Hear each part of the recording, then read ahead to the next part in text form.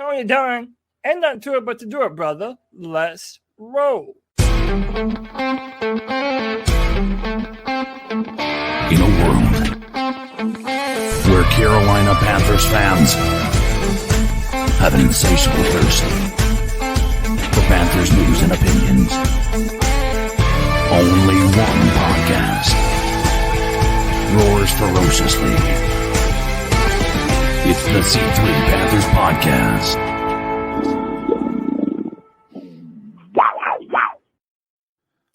Welcome back in, Panther fans. You're listening to the C3 Panthers Podcast. Tonight's show, the Carolina Panthers must protect the bank or get nixed. The Panthers are coming off a win, their first road win in a while. They beat Seattle Seahawks on the road and were able to run the ball effectively, putting up over 200 yards. But now they're coming back home, and Steve Wilkes has demanded that the Panthers protect the bank. He's calling on Panther fans to get to Bank of America and prevent those terrible towels. We don't need a win stolen from us by the Steelers. Hell no. The Carolina Panthers are in a race for the NFC South. Steve Wilkes is racing to get that job. And who knows what's going to happen as we continue to play this way.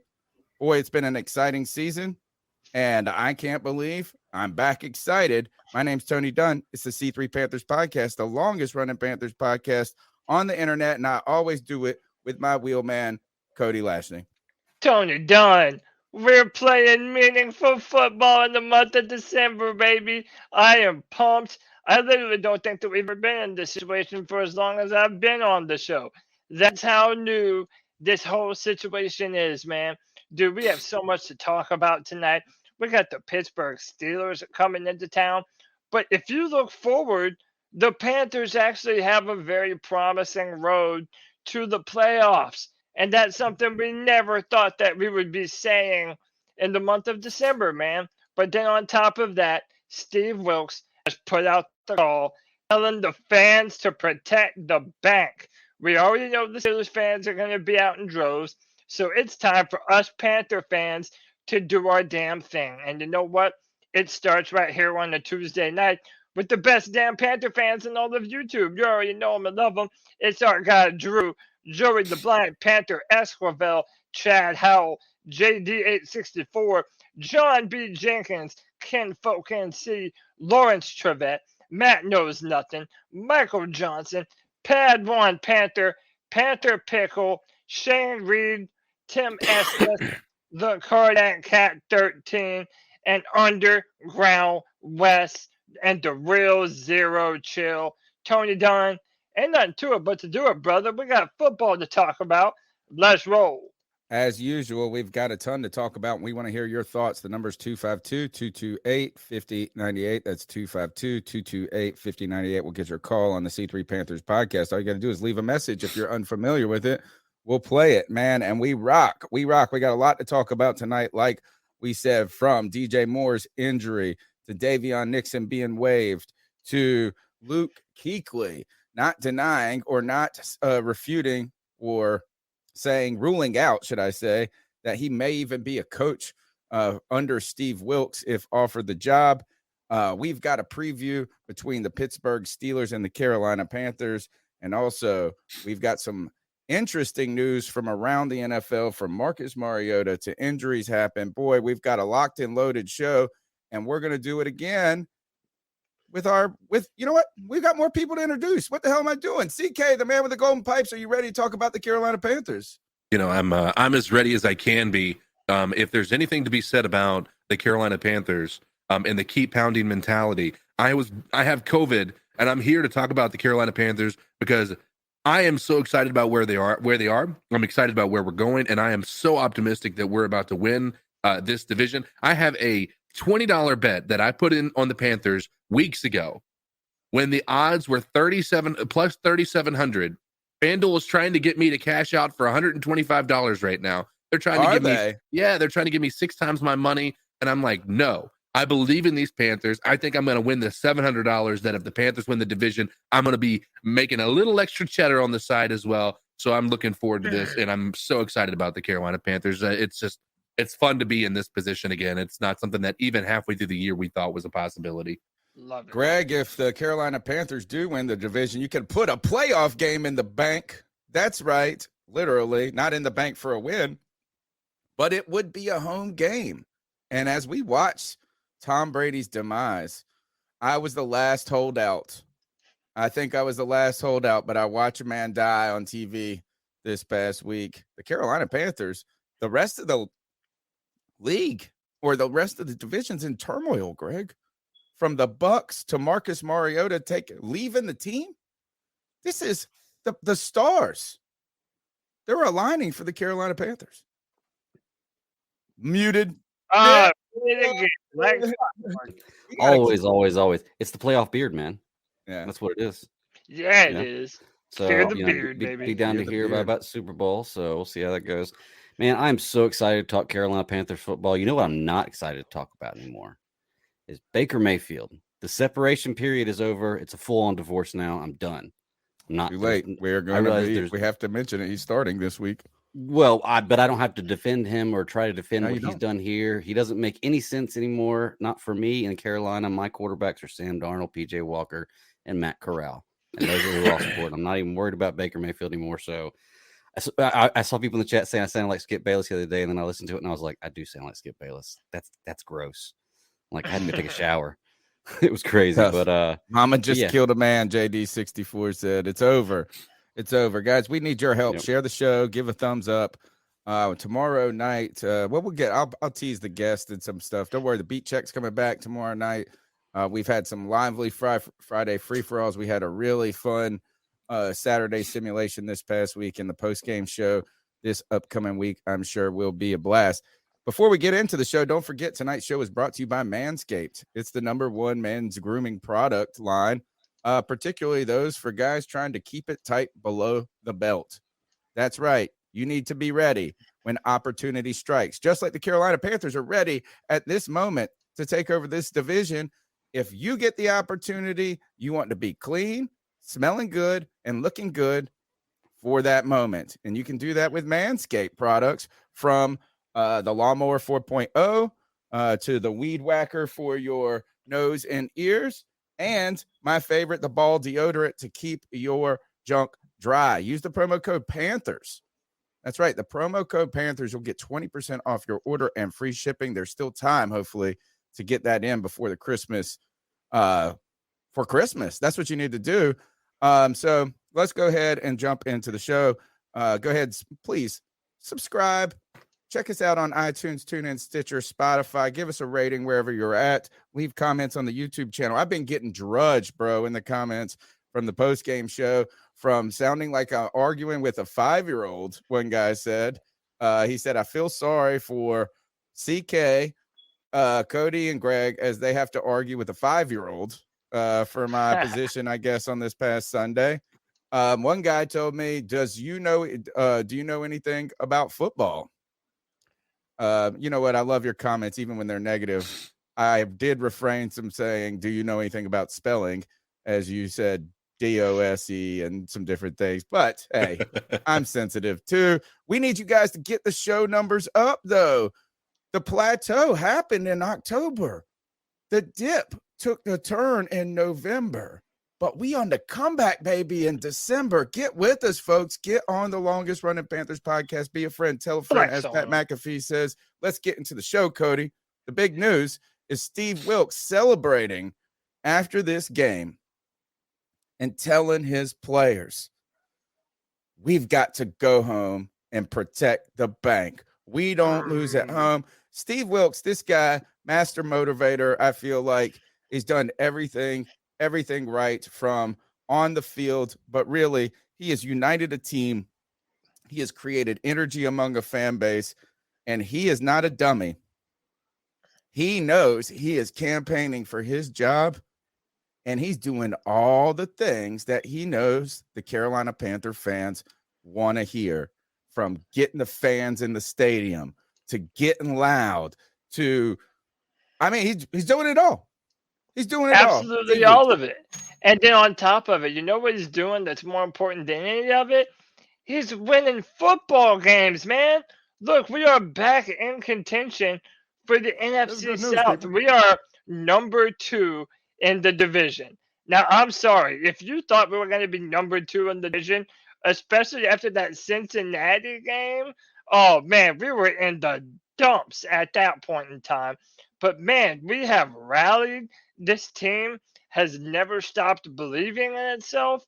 And, man, I'll be damned if Coach Wilkes doesn't have this team absolutely firing on all cylinders. And there's a culture thing to be said here. He is not only trying to implement the culture in the locker room, but this man is also trying to implement the culture of the fan base. And by the way, who better to talk about this Panther fan base and what it means and how fervent it actually is than Steve Wilkes himself? Some of his words at his most recent press conference. Stadium when you couldn't even hear yourself talk because it was so loud. Success we had here in the past. So I am great sex. And, for our fans to show up in mass this week so we can have that same atmosphere when we play the Pittsburgh Steelers. I've been in that stadium. I mean, absolutely. Look, he wants the atmosphere. He wants the fans back in the building. And there's no reason for us not to be. We know that the Steelers travel well. We know that there's going to be a lot of Steelers fans. But that is a team on the decline. The Steelers are not the Steelers of old. They're coming into this game. And listen, they have a lot of concerns that we're going to talk about later. But look, if we're going to talk about protecting the bank, well, this needs to be something that the fan base jumps on. And that's exactly what the C3 Panthers podcast has done. Isn't that right, Tony? That's right. You guys, for the C3 super fans, it's a small way you can support the podcast. You can subscribe to the show. You can leave a comment, and you can call in at 252-228-5098. But some people feel cool enough to become members of the C3 super fan club. And that is for $1.99 a month. You can support the show. And what this does is it helps us reinvest in the show, continue to build Panthers Nation, do a lot of giveaways. In fact, I got one that we did at this to a caller and I'll highlight this in just a moment, who this was. The winner was that got a loyalty badge for the Carolina Panthers. But we do that to reward our fans. For $1.99 a month, you can contribute to the show and you get access to custom emojis and loyalty badges. I know it seems small, but it's fun. Tonight, we added a new one. The bank is locked up. The bank is locked up. So all you got to do is use the bank emoji and show that you are ready to shut down these Steelers, guys. Consider being a C3 super fan today for just $1.99 a month. Next up on the docket, though, we're continuing through with this, is that a lot of the Panthers' success has come from their ability to run the ball. And really, actually, before we even get to that, CK, you mentioned, I'm going to switch you up one just so we can see your face. Yeah. CK, you mentioned that you had these odds and they're trying to buy you out of it. First, that tells us they're concerned about the Carolina Panthers and that the odds and the money is moving against them. Yeah. But one of the things that's interesting to me about this is that the Carolina Panthers are on a run right now. Probably that was not only was unexpected by me, but technically there's a chance for us to finish with a winning record, right? There's 4 more games. The Carolina Panthers could possibly win 9 games after one of the most atrocious starts you can imagine. 8 games is reasonable.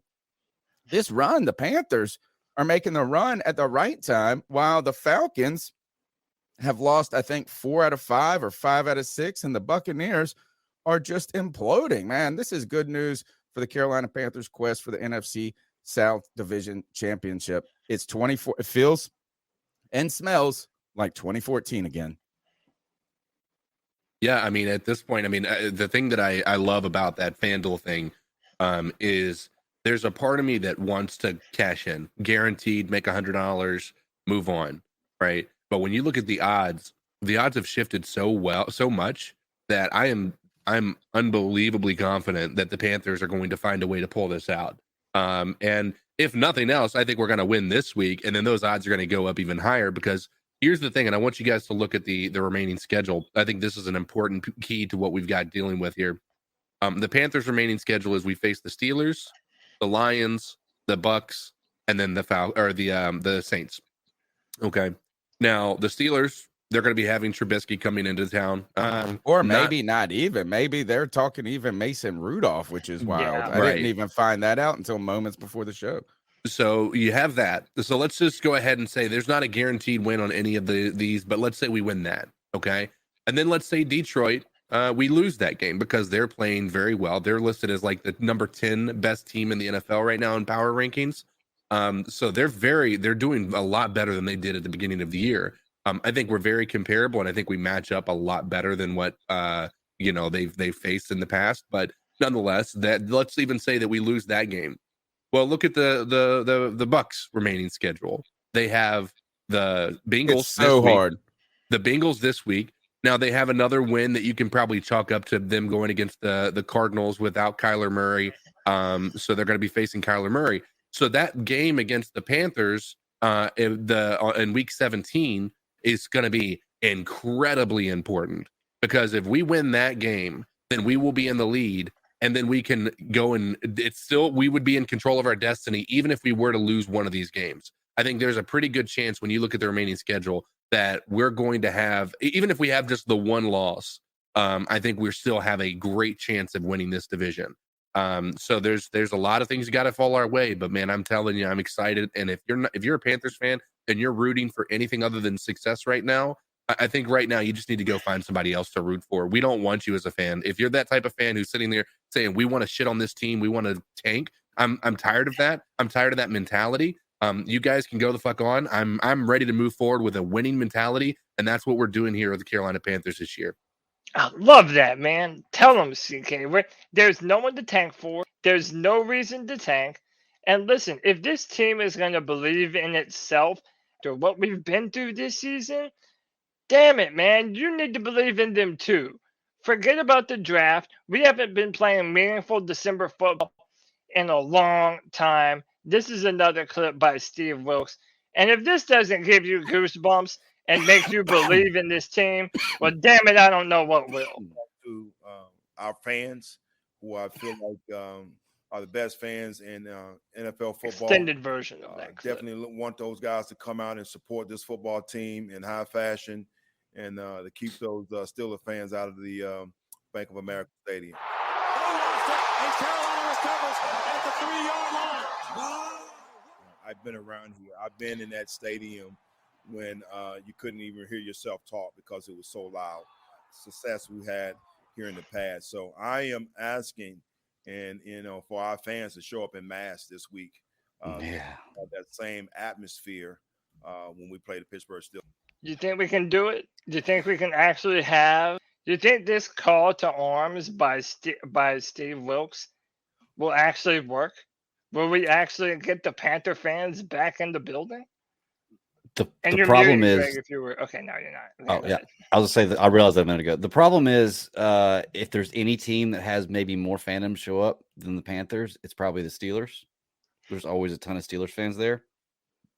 I don't know if this particular one will, but he's winning a lot of people over slowly but surely. It's not going to be a flipping the light switch type deal, but I'll tell you what, man, it's been such an emotional roller coaster of a season because I was on when we were 1-4. I was on all right, we're done. Our season's over. I think I even said it like after the fourth game. I was like, man, it was then. Yeah. I mean, like, and now I'm to the point where with that mindset, I should feel like we have so much to lose if we don't make to the playoffs or at least win a playoff game.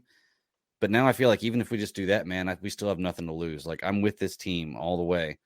Like I'm not even thinking about a draft pick right now. I want to worry about that next season. Like let that fall where it may, Yeah. I'm trying to find this real quick. Let me see if I can search by. While you're searching, then just tell me whenever you find it, Tony.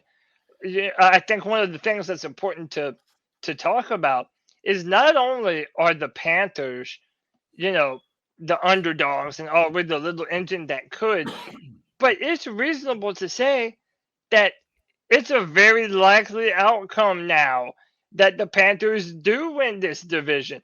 Dare I say, we might even be the favorite to win this division, and it's all because of our rushing attack. Right now, the Carolina Panthers have a three-headed hydra in their offensive backfield that goes by the name of Donta Foreman, Raheem Blackshear, and Chuba Hubbard.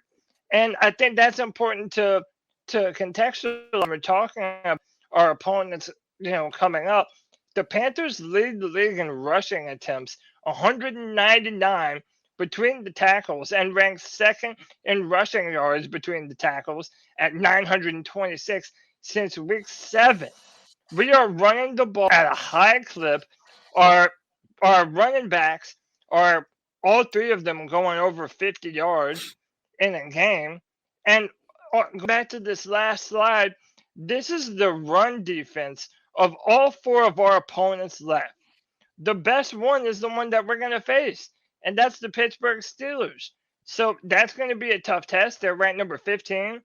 But then when you go on to Detroit, as CK said, they're a resurgent team. But right now, they're ranked 26th in run defense. Tampa Bay Buccaneers, who we've already beaten this year, are ranked 20th. And the Ants are 19th. And we've already beaten them this year. I mean, even if the Carolina Panthers were to go 3-1, we are still in a position to win our division, man. That's crazy. That would put us as the 4th seed in the playoffs. And we're going to talk about some of these playoff teams here in a little while. But it just seems like all of the teams that we're getting ready to play, they're made for us, man. These are money matchups. Well, besides Tampa Bay, we're the only team in the division. Like, us and Tampa Bay are the only team that holds our future completely to us. If we win out, we're in. No other team can say that because we have the tiebreaker with everyone. The other teams, yeah, with everyone else. So, like those are the only 2 teams that they can say that if we win out, we're in. If you guys want to know what Steve Wilkes was talking about, here's what it sounded like at the NFC Championship game.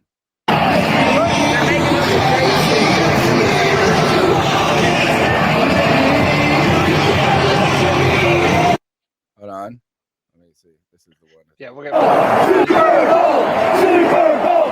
Super Bowl.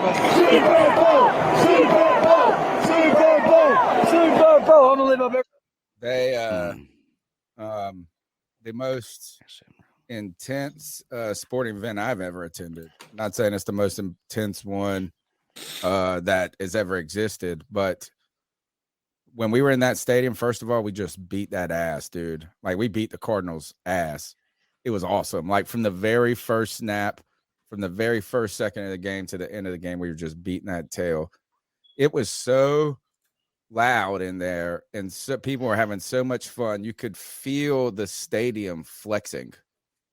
Like, it almost was a little scary because we were way up top. You know what I'm saying? And it's like, holy crap, this whole damn thing could come down at this point. That's what he's referring to when not even being able to hear yourself think. I could say that there was probably some times like that in Bank of America. If I was going to probably guess, I know that was a big one. I'm also sure that Monday night game against the Patriots was a big one. I'm trying to think of what other games at home would have been that intense and exciting of an environment. Boy, what a maybe Philly. I think we played Philly at home in that 2015 season, and that was a comeback game, or Indy. But I tell you, that NFC Championship, we want to feel that excitement again. But us getting to the playoffs would feel like getting to the Super Bowl for me this year. So exciting stuff there for the Carolina Panthers in their quest to take the NFC South. It's getting realer and more plausible by the minute. And CK, I'm going to implore you, do not take the money, no matter what they say, because you felt good enough to place that bet a few weeks ago when the odds were so long against you. Yep. Now you should be the only thing is, just don't think about it. Don't think about the money. Right. Put the ticket away, hide it, because boy, you start looking at them prize picks too hard. You start to think you got it in the bank. I know. Yeah, we need it in the bank, though. We need the worst playoff case scenario, you lose $20, right? Yeah. What we got next, Cody? Oh, he is. All right. So No, the I mean, Panthers rushing attack, man. yeah, I wanted to talk about, how we feel about the Panthers being a run-centric attack going forward. We're not asking Sam to do too much. I feel like normally we're talking about the quarterback, and we've been on the hell of a carousel for the past few years and this season, man. From P.J. Walker to Baker Mayfield, Jacob Eason had a whole series for us this year. So, what I'm wondering is like us being kind of a one-dimensional football team, right? We're taking a lot of shots off of play action, and by the way, we're one of the best play action teams in the NFL. I'll find that tweet here in a second. Why weren't we doing this earlier? I mean, and right.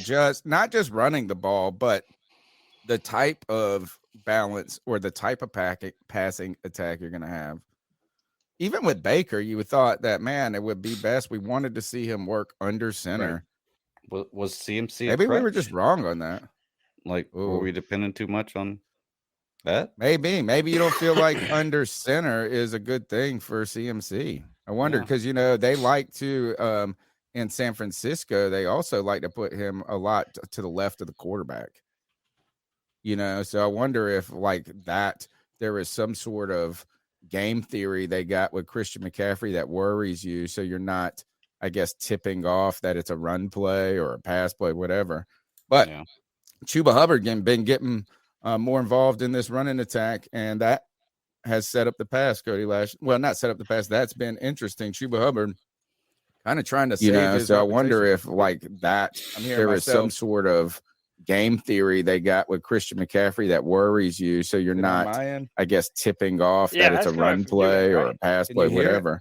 But yeah, I hear that. Chuba Hubbard. I thought it was something on mine. I'm like, where the fuck I hear that is too. it coming from? And now you're muted. I hear nothing now. It was my phone. I opened Twitter up. This is what happens when you Bluetooth your phone to the soundboard, is you can't do anything else by accident. And there was a tweet someone was sharing. I was sharing a tweet of someone sharing our tweet. And then I had to listen to myself loop in my own head. But no, talk about Chuba Hubbard for a second. I mean, look, I don't want to pat myself on the back. Oh, but I'm going to, dude. He's not good, dude. Yes, he is, man. Listen, you don't give up on young football players. Guess what? Young football players fuck up from time to time. But one of the reasons why we love Steve Wilkes so much? He's an adult. And he knows that young players grow and learn and become better football players. And then you have to hone that talent and cultivate their skill set so they become better football players. Now you're starting to see better things from Shi Smith. They never gave up on him after all those drops. He had one catch. All right, but so what? He had the touchdown. They're not going away from him. He's a part of our offense. And it's the same thing with Chuba, Tony. They are going to run Chuba Hubbard between the tackles. And you know what? He's not bad at all. He runs heavy. He keeps his feet moving. He doesn't generally go down after first contact. Chuba Hubbard is a great downhill running, between the tackles type of running back. He doesn't have to be a Christian McCaffrey type of player that it all catches out of the backfield. He doesn't have to do that. He just has to run hard, follow his tackles, and continue to fight for yards. And you know what? He has been doing that, and he's been looking damn good. He's a part of three-headed hydra that the Panthers are employing at running back right now. Whatever. Oh my God! Just whatever. Chuba Hubbard was given plenty of opportunity by Matt Rule. And here's the thing: is Chuba Hubbard has always somewhat run the ball effectively, but every running back in the history of the world can somewhat run the ball effectively. It's about blocking. It's about not fumbling, and he's been terrible at catching the ball. So look, you can't be like, "Oh, this guy's had." I mean, he's gonna have to string a little bit more together. And the Shi Smith stuff, come on, you can't be like, "Oh, Steve Wilkes believes in people." That like, wow, that's all of a sudden while they're doing. If you know what, the best case for that actually is Terrace Marshall Jr. Yes, Yes, 100%. So I give it. I mean, so like if you real like is that just looked like, but here's the thing is I've seen plenty of running backs in the league just as good as Chuba Hubbard, that are washouts in 1 or 2 years. So you know what? I'm glad this mug is actually finally doing a little something. The Carolina Panthers, though, and you know what? Is because Deontay Foreman is not gonna be able to do it all by himself. I do think another thing though that we need to think about, even though the fans came so hard after me about my takes against like that, I wasn't just crazily impressed with the run game. They brought some good things. Some commenters brought up some good things. Is like run the ball in the fourth quarter is a big deal. So like that's like bludgeoning people to death. So the other thing though, is that we playing from ahead. Yeah. And that gives you the ability to run the ball. Is that I don't know if it's just like game plan all the time that says that like we want to run the ball. If we were down 14 points, then Sam Darnold would have to be more part of that game plan. So look, the Carolina Panthers won in Seattle in the way that this team and teams that are not great offensive teams are going to have to win. That is by defense creating short fields, the running attack sustaining some long drives. The first drive was 7 minutes, right? Yeah. You keep the ball out of their hands. In fact, if anything, man, there were some moments we had a couple of lulls where they had a little bit too much success on the offensive side for the Seahawks that were concerning towards the end of the second quarter, late in the game. Not concerning, but problematic. Geno still got his a little bit. He got like 240 yards or whatever. But the defense created opportunities. And, man, that allows you to run the ball, and that takes a lot of pressure off of Sam Darnold. We'll see if he has to come back against the team, how that's going to look. But this is Steve Wilkes got these boys cooking right now, and even Chuba Hubbard's doing good. But well, go ahead. I was just going to transition to the next thing. Now I was going to say every team's dealing with injuries though, and the Carolina Panthers have been somewhat healthy, I think, in many ways throughout this season. Other than, they've had 3 injured quarterbacks. I guess you couldn't say somewhat healthy there. And Dante Jackson's been out for the season. But I think we finally got one of our stars, DJ Moore, suffered an ankle injury. Some people were saying knee, but I think it's an ankle against the Seahawks game. He was unable to finish the game. But good news is it seems like that there is not significant damage and that this is not a major injury, but just an actual knee sprain, Cody. Yeah, it's a knee sprain. He's considered day-to-day right now. This is from Adam Schefter, who added it's nothing significant. So we're going to need DJ down the stretch. We're really going to need him. He's he didn't get a lot of action recently. Oh, no, we got Shaq Smith, dude. We're fine. Man, shut up. Shut up. You sound like a salty girlfriend with your feelings hurt. Go sulk in the corner. Listen, what I'm telling you is that our offense right now is built in a perfect kind of way. And I put this up. This is from Anish Shiroff. He's a part of our commentating team now. He's the new play-by-play guy. Yeah, starting week 10, 58% of the Panthers' pass yards have come off of play action. No one else in the NFL is above 50% in that time frame. And it's simple. Run it successfully, and it sets up play action. And this is my point. G Baby is in the chat room talking about, Sam only threw 120 yards. Yeah, that's right. He didn't. He did. Yeah, he didn't. But you know what? It was still enough, wasn't it? You don't have to ask 30 Sam. Points. They scored 30 points. And also, if you don't trust Sam Darnold, why would you want him throwing 30-plus times anyway?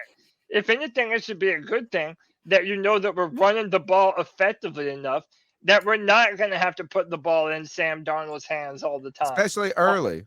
Yeah. Especially early for Sam Darnold, what I mean is with the reps. You know what I'm saying? Like, right. It was like, he came in short kind of news, I guess, after he was activated and they cut Baker and comes in. Hadn't played in a long time, and then you get this game. And so you also are knocking off rust. So you don't want to put guys into positions too that set them up for failure. And nobody is up here saying that Sam Darnold is a balling ass quarterback. This is actually how the Carolina Panthers are going to have to win games because they're not a great team. right? They're not great at really anything. Maybe the defenses get it is a little bit better. We give them credit for. There's some stats we'll talk about later, but this offense certainly isn't great, and it's definitely more one-dimensional than we prefer it to be. So this team is going to have to win by special teams, defensive turnovers, and rushing the ball and controlling the time of possession, and that's how they've won so far.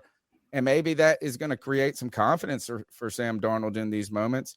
And Cody, I'm just frankly just more, but kind of befuddled in a way, is like why this hasn't been more of the Carolina Panthers passing attack for quite some time. Particularly, it seems it benefits a team that isn't great downfield, and you have to just try to help them get separation by creating doubt on the defense and setting up those plays.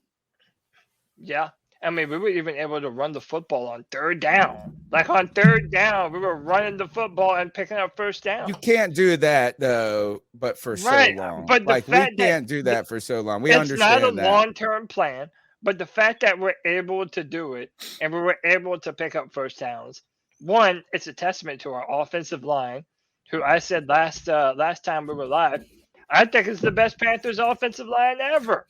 Now, all of you who were fans before 2011, that was when I jumped on board as a Panther fan. If you have another offensive line in your head, fine. We can argue about it. But yeah, you probably say 03. You say the Super Bowl run in 03. Maybe. Yeah, I mean, is sure. because they bludgeoned people on the ground that year or those couple of years. I think that may have been Jordan Gross's rookie season. No, he might have been later, actually. How about this? If it's not the best, it's damn near top three. It's a top three offensive line that the Panthers have ever had. And I honestly think, you asked, and then I'll pass. Great. Oh, there's no doubt about that. I'll pass the mic to Greg here after this. I really do think one of the catalysts for what has made this team change so much from earlier this season to this season was the introduction of Bradley Bozeman. If you look at this guy, he is a house. He is wide. He's a big dude. He's strong as hell. And the center, one of the most important positions on the offensive line. They're calling out the mic. They're looking at coverages. But it's part of the reason why you're able to run the football between the tackles effectively.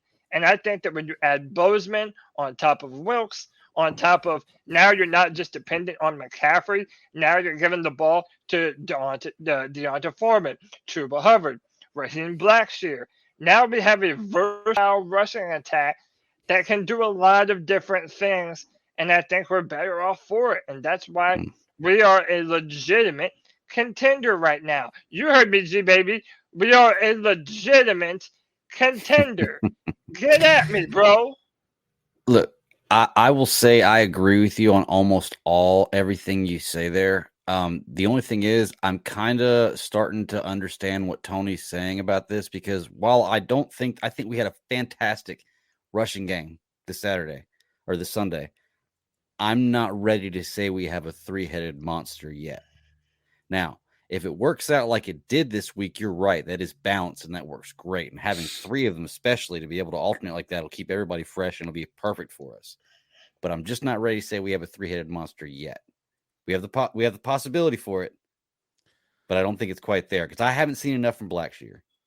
And yeah, he's not really been part of the running attack yet. It's really this has been the Deonta Foreman show. Exactly. And Chuba's starting to get more in the mix because why is he more in the mix? Partially because Deonta Foreman's been dealing with an ankle injury, right? Or kind of so you could see that is no one's actually super celebrating the running backs. We're just actually saying that the running attack has been productive. And it has definitely been the case in all the wins this season. And like Cody says, is a lot of this changed. The big changes, you remember when the Carolina Panthers fired Matt Rule, one of the big changes, though, was Bradley Bozeman coming in and starting center. Now, he might have done it in Rule's last game. I'm not sure about that. But Bradley Bozeman, whether or not you think he's the reason for it, we've been better as an offensive line since he's been in it. So I don't know if we watched every play or whatever you could determine, but we've been a formidable offensive line since he's been there. You definitely haven't seen it regress by any means. On top of that, his wife and him, I think not only are they just honestly great people and very cool people, which that's why we partnered with there and supported their charity in the C3 first annual bi-week charity drive. I bet you can, actually, I know that link's still live. If you go back and watch it, you can access that and still donate and support their charity. 2023 wasn't a good year for the Carolina Panthers, but I'm trying to make 2024 a better one for myself. Get started on your resolutions with Factor so you're ready for the new year. Factor's ready-to-eat meal delivery takes the stress out of meal planning and sets you up for success in the new year. Skip the grocery stores, prep work, and cooking fatigue. Instead, get chef-crafted, dietitian-approved meals delivered right to your door. With over 35 meals to choose from per week, including keto options, calorie smart, vegan plus veggie, and more, plus over 55 weekly add-ons, you'll have a ton of nutritious and flavorful options to kickstart your resolutions. Skip that overpriced takeout trap. Factor is cheaper and way more delicious than takeout. Get chef-crafted, restaurant-quality meals delivered right to your door, and they're ready to heat and eat in just 2 minutes, which means more time for you. Head to factormeals.com/C350 and use the promo code C350 to get 50% off. That's code C350 at factormeals.com/C350 to get 50% off. She's very good with the fans. She knows how to help promote his image, right? Like, so I'm sure he's busy doing football stuff all the time. She is definitely supporting him in campaigning, right? Because this is money, right? This is like every game he plays well is an opportunity for him to get a contract, and also ingratiating yourself with the fans helps. It does. Ask TD, ask Greg Olson. He is this, like he said, somebody pointed out, he likes pancakes. You know, when I watched this video, I didn't even get it. I didn't even get it at first. Right? What do you mean you didn't, man? At first, no, I was just like, oh, they're trying to make a cool video or something. Like, I wasn't even thinking. I was just rolling thinking this, but pancake blocks. Didn't, you know, like I just didn't think pancake blocks. Like he likes pancakes. I was just thinking about the food and the beer and Trench Mafia, this stuff. JG says pancakes and beer. That's a hell of a dinner. But like he likes pancake and mugs, you know what I'm saying? Yeah, so that's a great reference right there. And then just one more thing is this. Let's see if I can pull this one up. Is look at this. You see stories like this right here.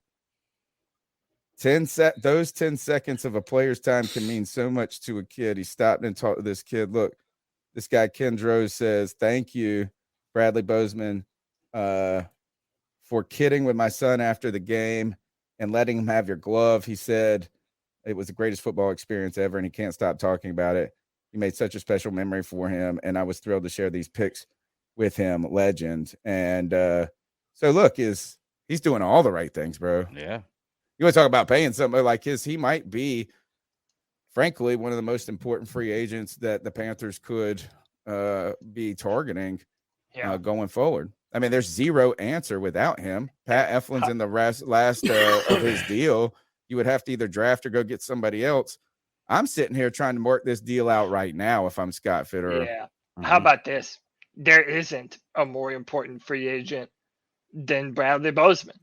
I mean, have we not seen enough? Like, if we're legitimately sitting here on the C3 Panthers podcast saying that this is one of the best Panthers offensive line ever, that we finally built that wall like we have been chanting for years, not related to politics, relating to this offensive line, and now we finally have it, and you're not going to do everything to keep it intact? That's first things first. He's a Panther guy. He's, I can very easily see Bradley Bozeman coming on our podcast sometime in the future. He loves to interact with the fans. His wife is fantastic. He fits right into the culture that the Panthers are trying to build. I think it's a no-brainer. I think we must re-sign him. Before we move on, I just want to go around to the three of you real quick. what is your level of concern about DJ Moore going forward? Is this an injury that's going to follow him the rest of the season? Do you think he runs a risk to re-injure himself? How are we thinking, boys? I don't know enough. It's a knee sprain, right? That's what it sounds like. Yeah, I mean, look, they had some sort of they said ankle, right? Was it ankle? Or ankle? knee? No, knee sprain. Knee sprain. Knee sprain. I don't know enough about it to be able to tell you, to be honest with you. I think that if you have an injury like that, it sounds like a sprain. I know if you sprain your ankle, you always run a bigger risk of hurting it, in the future a lot easier. I don't know if a knee is the same way, but I would suspect that anytime you injure yourself, you're going to run a higher risk of re-injuring it. I just don't know how serious it is or exactly what how it will limit his mobility. Hey, real quick, you were right. Just real quick. You were right. From Josh Rodriguez, $2 love bomb. It says, "Hey C3, it's JJ. Love your show. You are all truly great. We appreciate you, brother. Thank you so much for that super chat. Go ahead, Tony." Actually, I got. Let me see here. I got a couple more super fans to call out. Billy on Twitter at PantherFan2222 is the fan who was on the road to the game last week and went to the game in Seattle. Who called into the show. We're going to give him that Panthers badge of loyalty as a fan. So shout out to Billy on that. And also Josh Matinzo is going to be at the game. We will not be. I don't believe any of us are going at the game. Also, obviously, CK can't go, or else he would kill the whole world and everybody's grandmother. And I haven't been to a game in a long time, especially because we have the post-game show. It does make it a little bit more complicated for us. But look, take a picture of us, tag us on Twitter at @cat_chronicles, #C3 Panthers podcast. Could do some stuff like that. We'd love to get fans calling in after the game to hear how the experience was. And you can call into the show right now at 252-228-5098. That's 252-228-5098. But I'd love for fans to call in after the game and make this the post-game show that they're listening to on the car on the way home from the game. Ask a controversial question to you before we move on to the next topic, or at least for me. I'm always thinking about this podcast and how it's been built from nothing, right? I mean, I'm talking about like the original goal when we created this podcast was to make it for $0. And I've made all these, the first website was a blogspot.com. There was a lot of things that this iterations of this podcast. Do you think it's risky for a player to come on this podcast during the season for them? Yes. Why do you say that, CK? Not because I think that it's going to be. I think the reason that I believe that is because we express our opinions too openly. And the unfortunate reality is we do have and this is no knock on anybody, but we have a very diverse as far as opinionated chat, and we put everybody's stuff up. We don't care, right? And so I looked when we had our Dallas guest on last year, who was horrible. But we were still putting up the comments right in front of him saying how bad he was. That one hurt. I wish Cody wouldn't have done so many of the bad. But that's the only reason that I see there being a potential,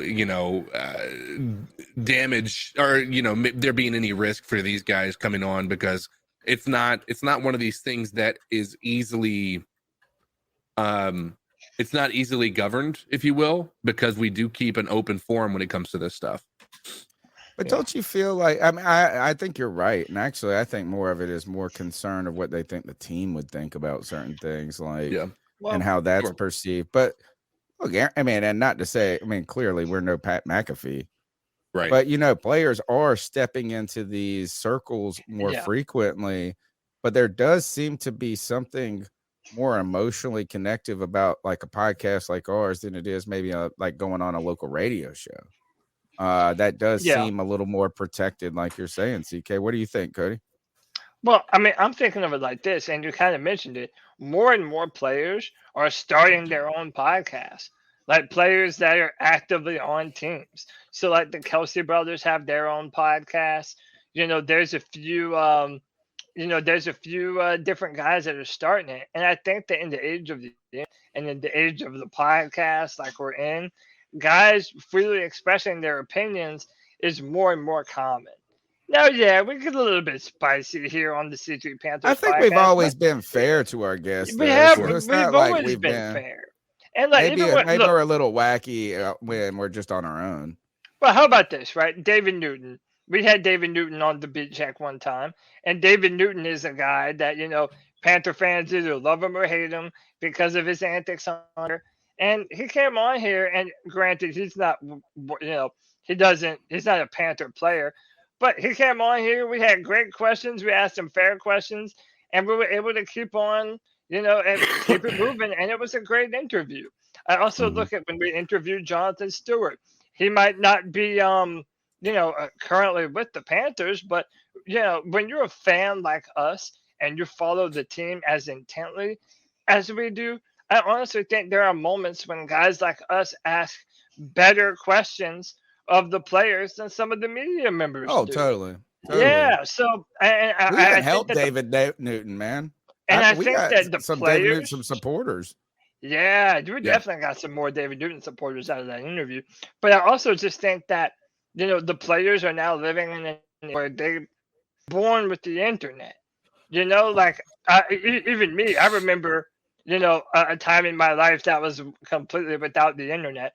Most of these NFL players now, they've never not known having the internet in their life in some way, shape, or fashion. So I think that lends to a more open environment where as kind of spread and you're okay with whatever those ideas might be. So no, and you mentioned Pat McAfee too.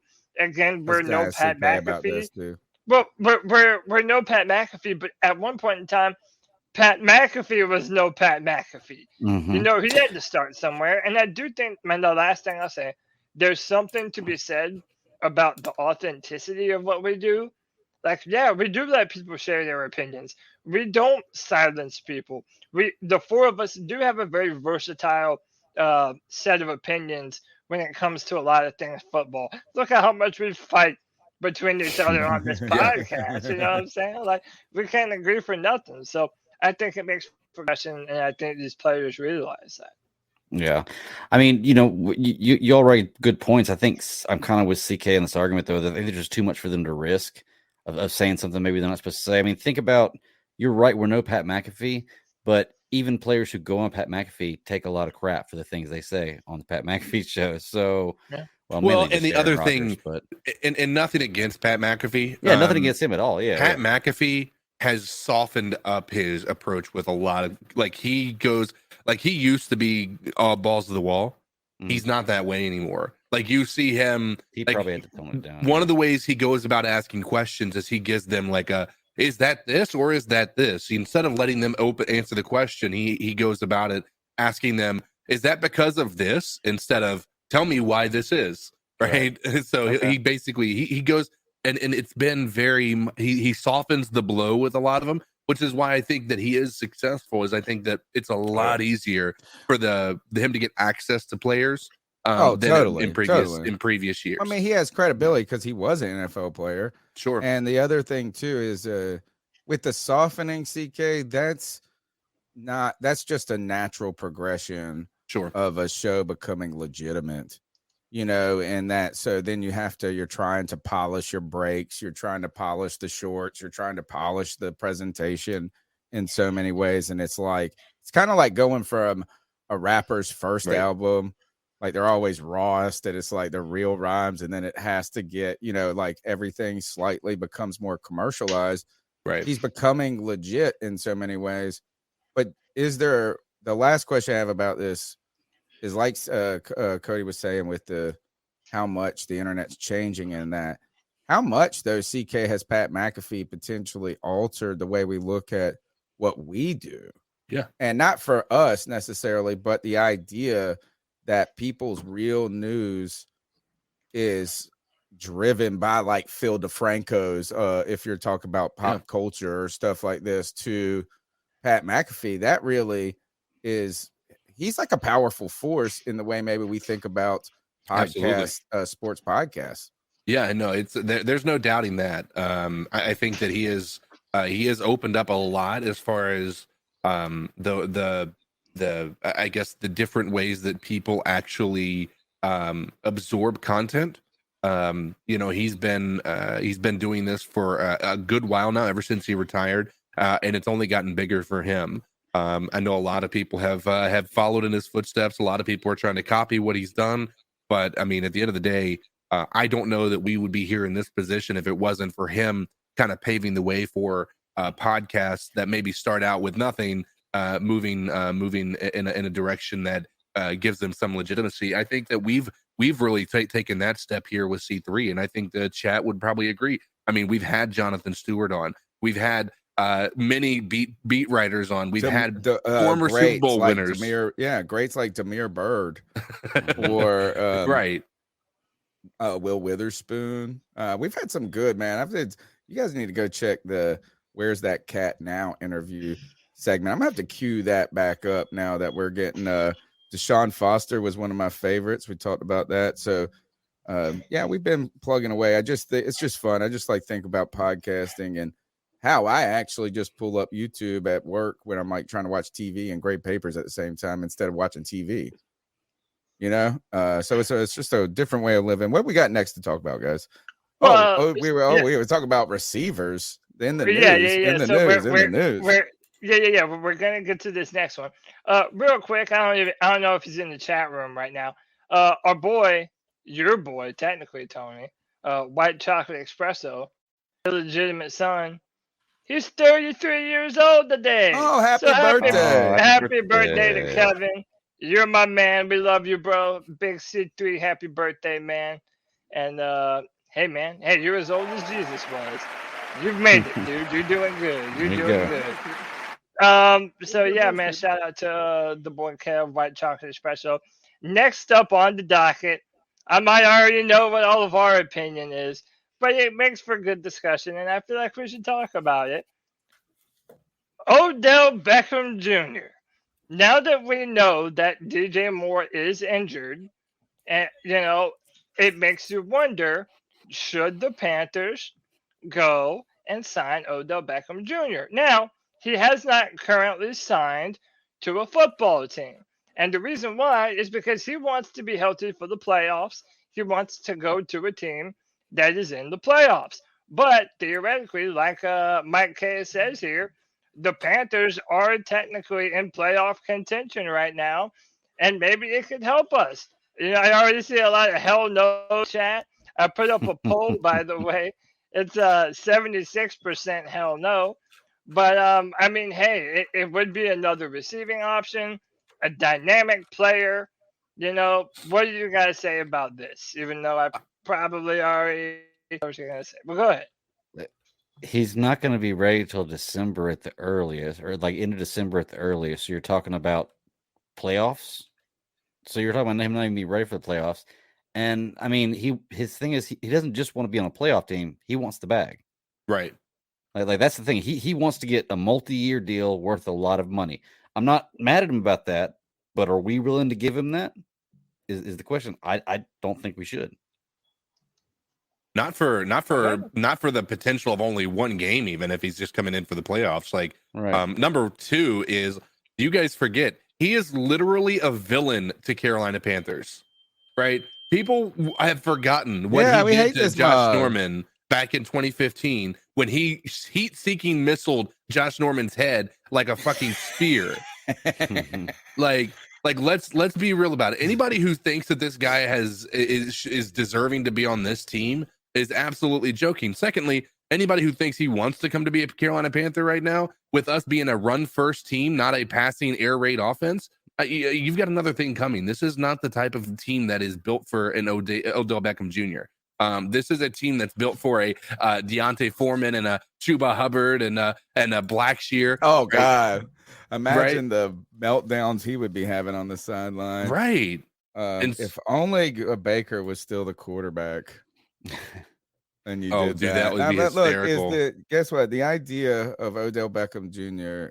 Really playing for any team this season is that's the stupidest thing I ever heard. Yeah. Look, is that even Jerry Jones and the Cowboys, who are so wildly crazy, right? Like they're gonna do anything to like they'll sell their soul at any moment. They were excited about Odell name, adding him to what they got going on in Dallas, and Dallas has got one of the better teams. They met with him on his little tour that he's been around, and Jerry's like, "You can't play football, man. Like, he's not ready. He's not ready to play." And incredibly, there's no way he's probably going to be ready by the playoffs to play, to be honest. Right. Because like Odell last year and what he did that was so successful and good when he went to the Rams, he didn't just walk on in the playoffs. Like, he joined them maybe week 11 or something like that. So he didn't play well. This is kind of so unrealistic. And then now he's out there saying that he's not really seeking a deal for this year. He's like courting teams for next year's free agency. Like, he's trying to get a 2-year deal or something like this ahead of time. Not only it's just a bad fit entirely for us, and I can't really see a fit in the NFL at the current moment that it would make all that great. I guess you could add him to the Bills, but guess who's coming out of retirement right now? Cole Beasley to join the Bills. No, he joined the Cowboys. Was it the Cowboys? Yeah, he joined the Cowboys. Oh, so he retired. Or no, did he join? Yeah. I thought he joined the Bills. Yeah, he joined the Bills. He joined the Bills. Oh, okay. I thought it was the Bills. Yeah, he did. He just went to the read it Bills before, but like, good God, I thought it was what the an Cowboys. off. Say something again, CK. Your mic just went funky. I said I'm pretty sure. I thought it was the Cowboys. Wasn't Cole Beasley on another team this year already and got cut? I think the after Bucs. like one game. I think. I think it was the Bucks. I think he got signed for like one game and then got cut. Yeah. So it's Buffalo. He didn't go to Buffalo. Okay. Speaking of getting cut. No, wait. T.Y. Hilton went to the Cowboys, by the way. Yep, that's what it was. Right. Yes, that's what it was. Speaking of getting cut, the Carolina Panthers waived Dayvion Nixon today.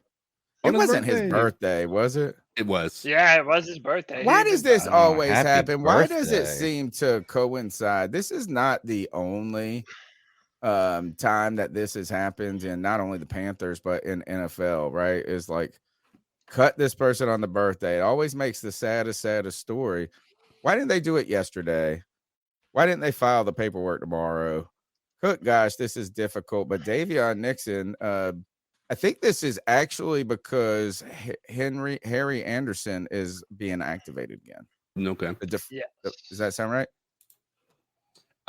He was activated last week. That's his name. They said they were bringing him up in the story I read on Panthers.com. Yeah, after he had a fucking heart procedure or some shit. No, a stroke. He had a stroke. Yeah, oh my God. Still, I don't want to. Well, what is this? How about this? What is, in fact, we had, I think it was Michael who came on and talked about the stadium, right? And like how the infrastructure, we need a doctor come on and talk about like how you just have a minor stroke. Like, what is that? What does that mean? Is that like a blood clot in the brain? Is that what? Why does it feel like more young people are having strokes? I know. Who else has had a stroke?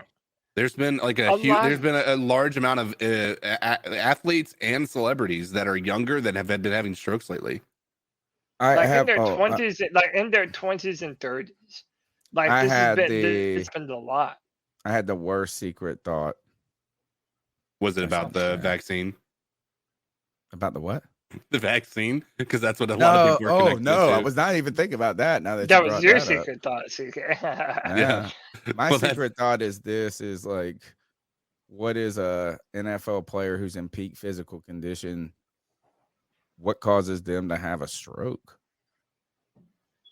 And like, is it a genetic predisposition? Is it a freak accident? I've just read some things that guys have done. I'm not saying, what in your lifestyle is this? Could it be supplements? I'm not saying that. Never mind. I told you it was a secret thought. But why do you have, if you're the most, is he on some extracurricular substances? Is basically, I'm not, is that even, it's not entirely out of the, what I'm saying is go read Jason Peter book and what this guy was doing in the NFL. My point being, is that to be 30, he's 31. I guess maybe he's just pushing his body so hard. But if it's a blood clot so anyway. Move on. This is why we can't have players on the show. No. This is why you can't have it. Look, this is what I'll say, man.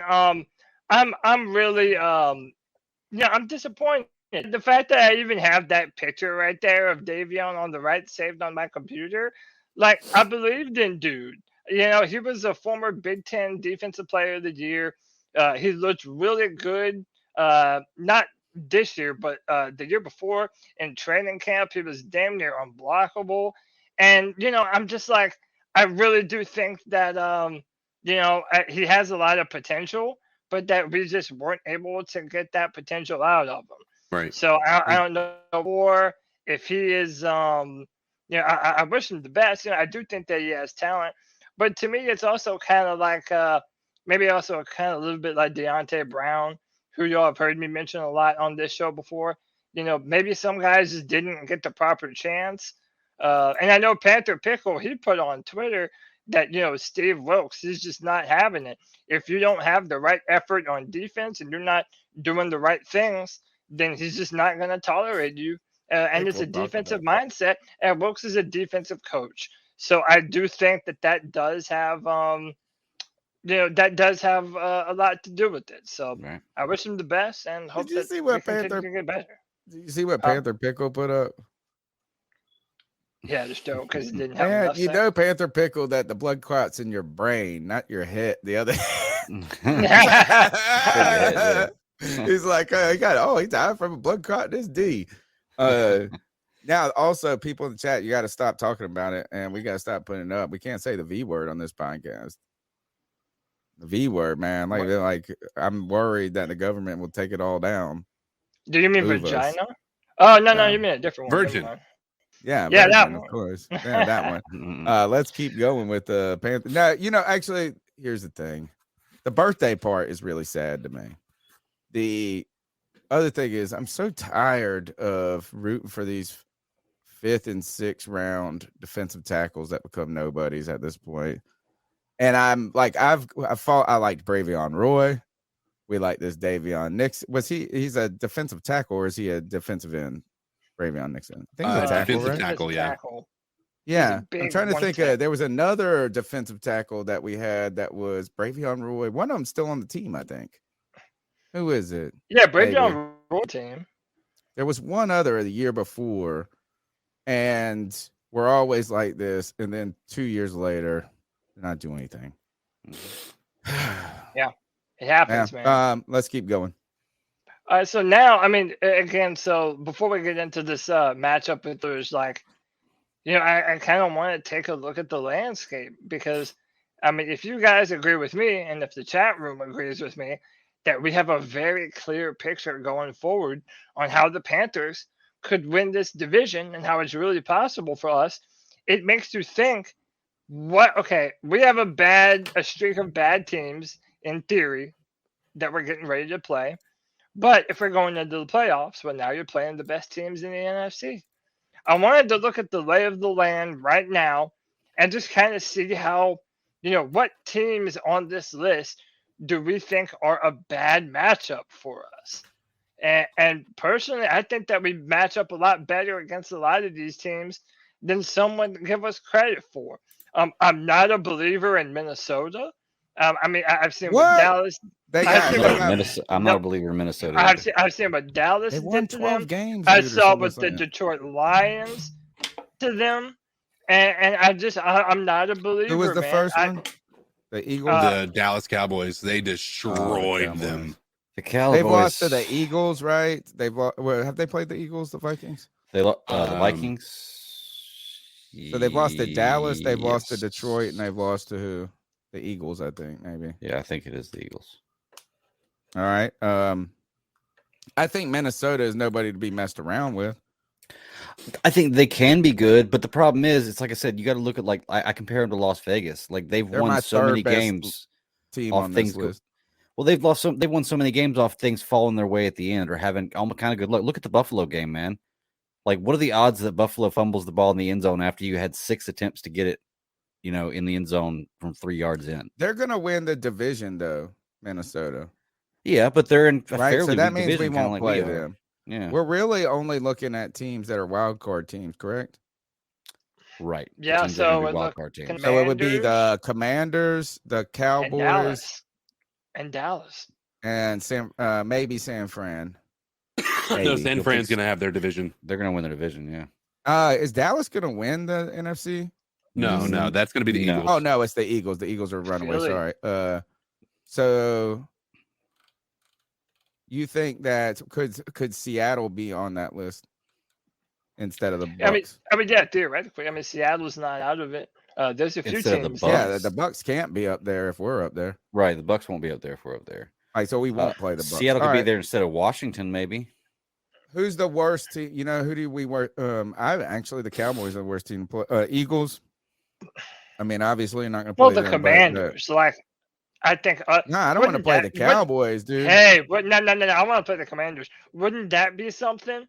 Steve Wilkes versus Ron Rivera at Bank of That would be America crazy. Stadium, the first That's some playoff storybook matchup. stuff right there. Tell me that Storybook wouldn't stuff. be a fucking awesome story, dude. God, I want that to happen so badly. I just think don't that want would to be play awesome. Dallas, bro. If we play Dallas, not only No. do we not match up good against, like, that team is like probably the worst matchup in the complete, like, all around team outside of Philly in this case.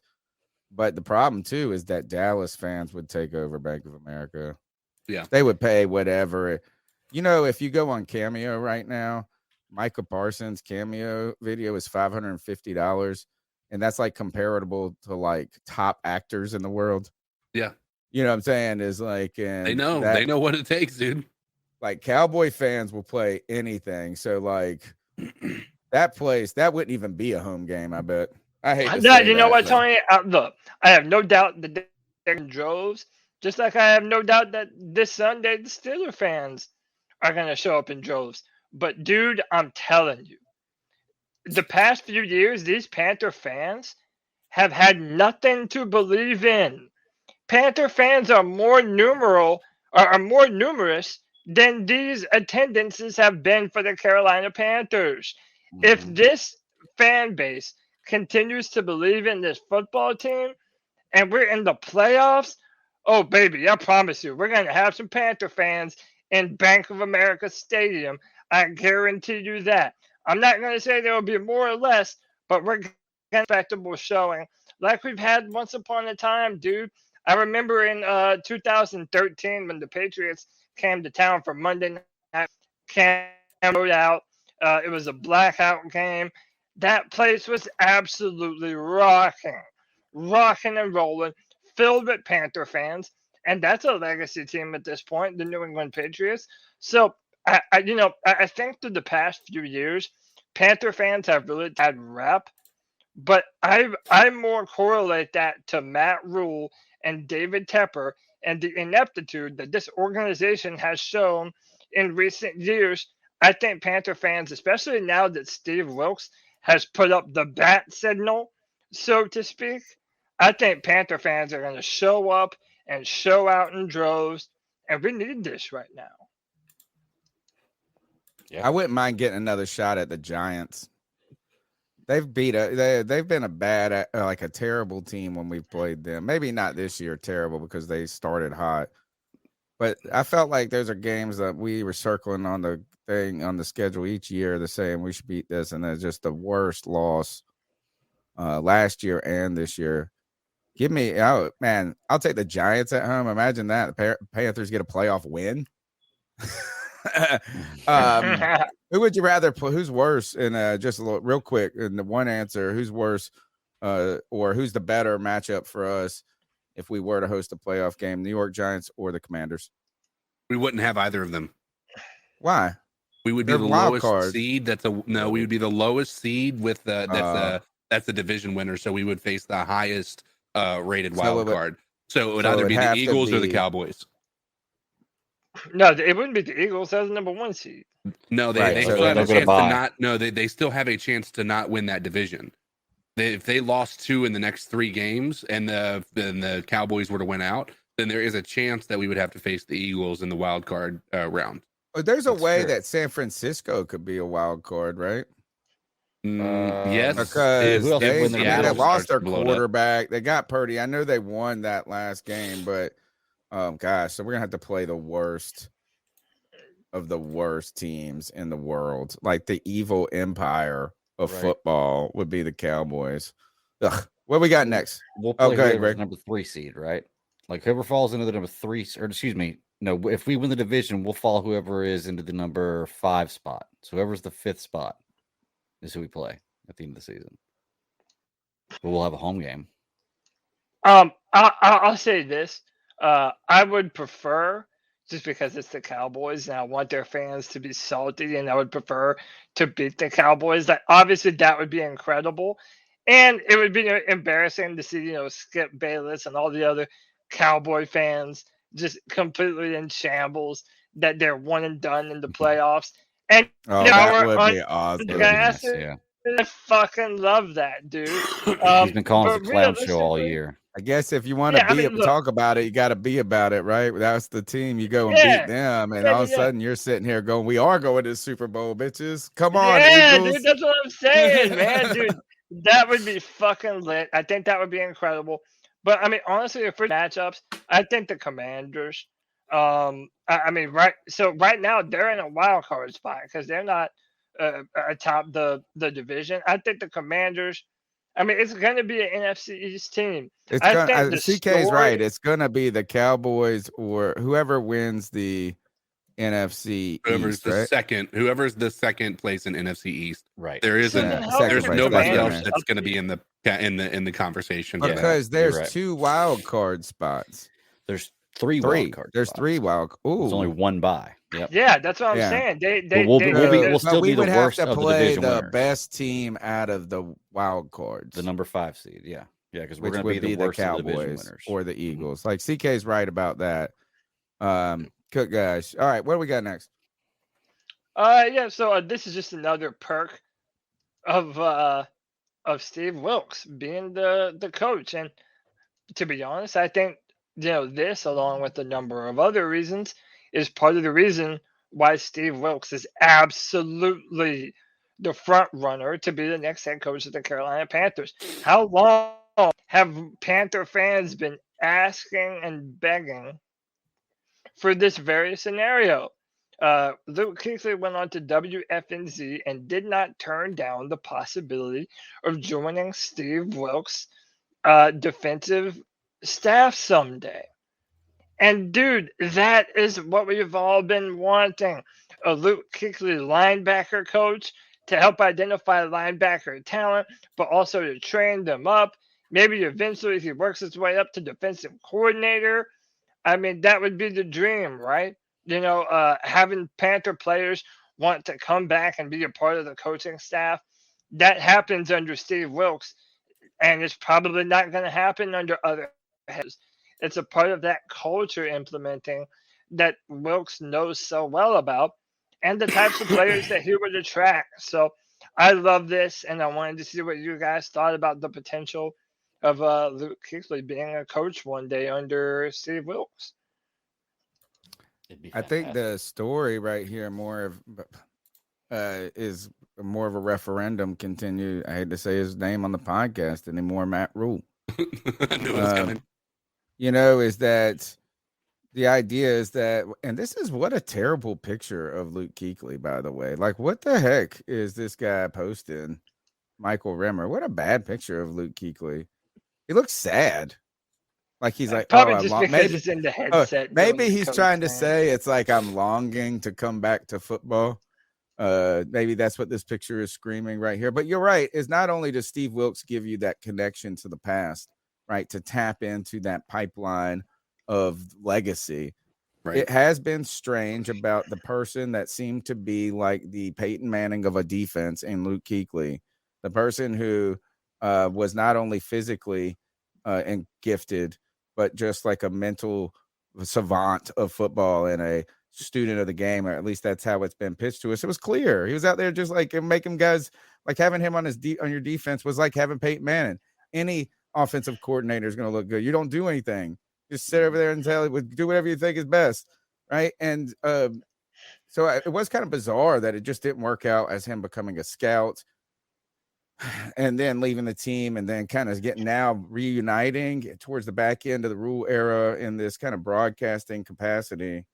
But you're right that Wilkes does give this. And one interesting thing, though, Kevin Gray, or my boy Kev in the chat brought this up, is that what if we could get Tony Romo in the booth if the Carolina Panthers played the Cowboys in that game? And I was thinking about it. I think Tony Romo, though, is an NBC guy. So unless this was like, and I don't know who was going to get the rights to this, but more than often, right, the NFC is going to fall. It's definitely not going to be a CBS thing likely, because these are two NFC teams. Fox would want the Dallas game. So maybe couldn't we get Greg Olsen to be the color commentator? Yeah, you could. Because that would be so lit. I would a love man that who so was on the much, man. 2014 team itself. Yeah. Was on the 2015 team that beat the Cowboys on their way to the playoffs. That would be a great win for us. So, man, bring on the Cowboys and Greg Olsen calling the game. Oh, Tony Romo is a CBS guy, not an NBC. Oh, that's who. You're right. He is the Watchman. What I was going to say is I thought, oh, what if Aikman and Joe Buck call it, because they used to be with Fox? I think they're doing Monday Night Football, right, with ESPN. Well, Greg Olsen is Fox. So if we're on Fox, could happen. there's a very hood that it's gonna be Greg Olsen, man. That I would think be any cool. of these guys would be awesome, though, particularly Romo, Olsen, because of the connection to the past for these teams. Olsen would be dynamic for us for that 2014 connection, his connection to Wilkes. Right. Imagine how pumped he would be. Oh, dude, this is fun. Did Kuechly ever play against Romo? How cool! Yeah, he had that pick 6 against him in the Thanksgiving game. They ended Romo's career. The Carolina Panthers in 2015 ended Romo's career. I think they broke his clavicle again or his shoulder or something like that, and destroyed them on Thanksgiving Day in those sweet blue uniforms. And Luke Kuechly had a pick 6. Kurt Coleman had a pick 6. Cam was doing his thing. This was wild, though. Steve Wilkes is a man of the people, Cody. Oh, he's absolutely a man of the people. This is the people's coach. And just to show you, and this is kind of the last bit of Steve Wilkes, because so we're happy with Steve Wilkes. So I have no problem spending almost an hour and 30 minutes kind of talking about things relating to him. I feel like we're all pulling for him. Panther Nation's pulling for him. But I feel like this tweet was a great dichotomy of where the Panthers have been versus where we are now. And this was in Periscope, and it's how fans were reacting to Matt Rule. No, this is Twitter. This is Twitter. They don't have Periscope no more. Yeah, with Twitter, but it's the same shit pretty much. But Matt Rule, this is what they were typing when Matt Rule was doing his press conference. Fire Matt, stuttering, LOL, he knows it. That seat is getting hot. Looks like a man who knows he's getting fired.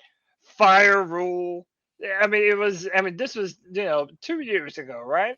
Now you look at Steve Wilkes, leader of men.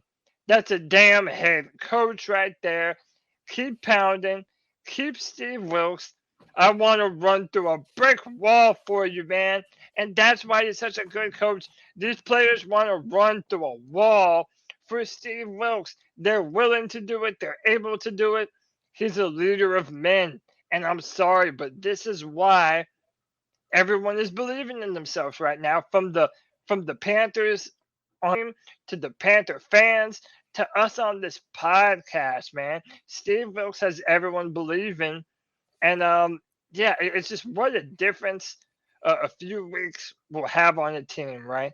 The fact that we started with Matt Rule, maybe the most inept coach in the NFL, and now we have Steve, man. It's just perfect. I couldn't have written a better story myself.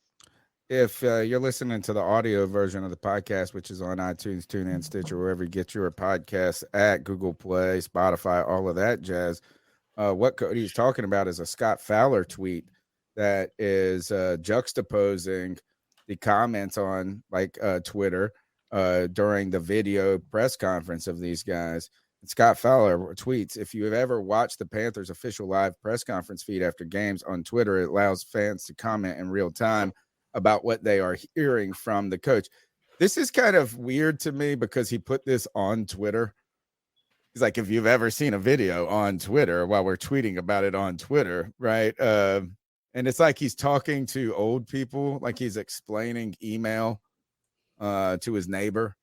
He might be. You know, at that same time. But Fowler has always got a little petty bone in him, right? As Fowler's been a guy who is not. He did a podcast on the Ray Caruth thing. Some people didn't like that. He was trying to get into the serial. It's actually very good, to be honest, like storytelling and things like this. But Fowler has poked the bear a couple of times and made some coaches mad, and most recently made David Tepper mad, right? And the awkward press conference there. So I'm waiting for the Fowler story where he's juxtaposing the David Tepper press conference after firing Matt Rule and after hiring Steve Wilkes. Or he's going to do something like that. Here comes the petty Scott Fowler bomb. And I tell you, if you don't have a little petty in you, shame on you, shame on you. I'm a little petty for all those people who are not smashing the thumbs up button.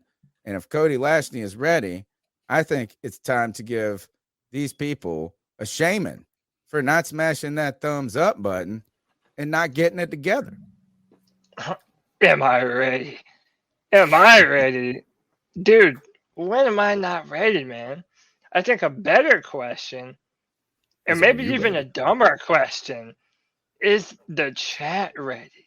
Is the chat ready for this heaping, helping of shame that my man Codizzle is dishing out to ya? Talk to him, Big Papa. Ladies and gentlemen, boys and girls of all ages, Panthers fans of all caliber, you've come here to talk about the Carolina Panthers, to chat about the Carolina Panthers. Maybe you're listening as we travel across the country in a 18-wheeler, whatever it may be.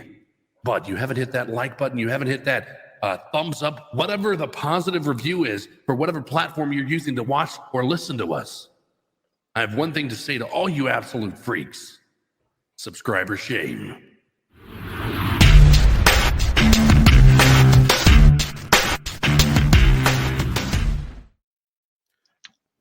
$193 viewers, 90 thumbs up in the chat room.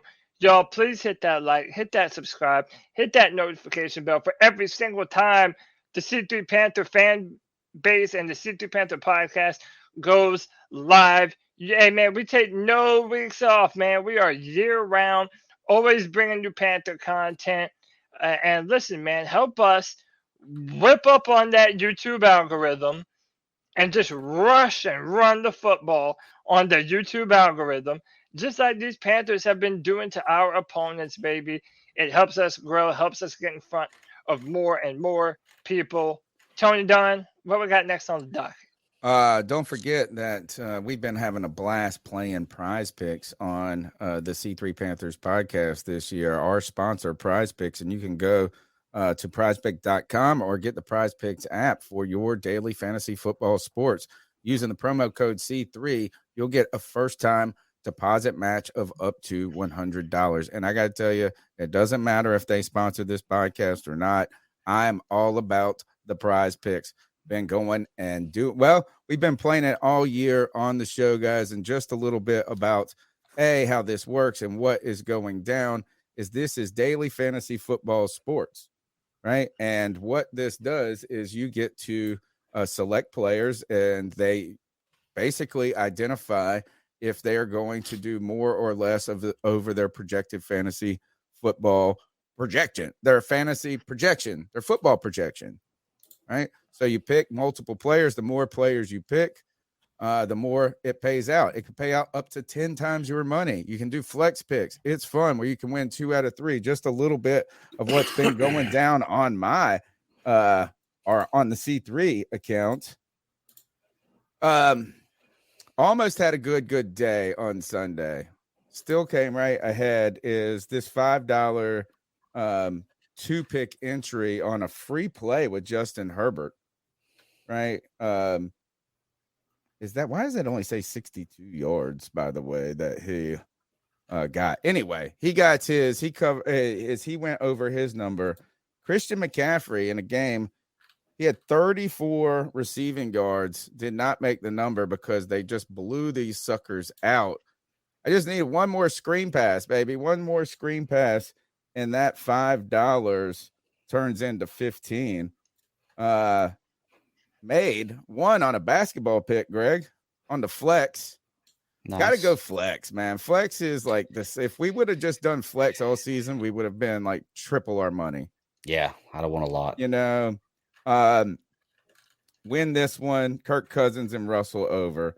So this is how it can go, man. And you can get some big time payouts. Fans of the C3 Panthers podcast have been playing prize picks like crazy and having a good time doing it. The promo code is C3. You get a 100% deposit bonus, up to 100%, up to $100 on your first time deposit. Make sure to use the promo code C3. One of the things we like to do with prize picks is look at the upcoming game. And that's what we're going to be going to anyway. The next segment is going to be about previewing the Pittsburgh Steelers at the Carolina Panthers and some things like this. But let's just see what some of the early fantasy projections are for the Carolina Panthers. Only 2 numbers available. These numbers will fluctuate throughout the week, right? The earlier you get some good numbers, right? And they'll add more players to it. Right now, Devontae Foreman, 60.5 rushing yards. Right now, like we talked about, Cody, the Pittsburgh Steelers have not been great against the run. In fact, the Baltimore Ravens bludgeoned them last week in their own triple threat with Huntley and 2 running backs. So they've been giving up a lot of rushing yards. Deontay Foreman, his number is 60.5. By the way, Sam Darnold's number was lower, I believe, last week than 175.5 through the air. Feel good about this one. More interested than the Sam Darnold. The only thing about the Donta Foreman is that now that, like what I mentioned earlier, we're splitting carries, man. Now we have Chuba Hubbard and Blackshear getting touches. So, I mean, if you go back to him, I believe he went over it last week. I believe he did have over that amount, but even still, man, it's risky. That number goes to 65 by Friday. Remember that, Cody, for the C3 Friday free for all on Friday, where you guys do your own prize picks there using the promo code C3. Is that right? Usually rushing numbers against a bad rushing team or bad rushing defense tend to go up throughout the week. At least Christian McCaffrey always gets better numbers early in the week than he does on Friday or Saturday. As some of the money is going towards it. Deontay Johnson, the Pittsburgh wide receiver, 54.5. George Pickens, 46.5. And Najee Harris on the run game, over 60. You know what? It's basically, you could do, is this a running game? Is this, you know what? To be honest, I like that because their quarterback situation is in flux. You could almost do running back versus running back duel here. The number is identical, isn't it? Hey, I want to point out real quick that's interesting.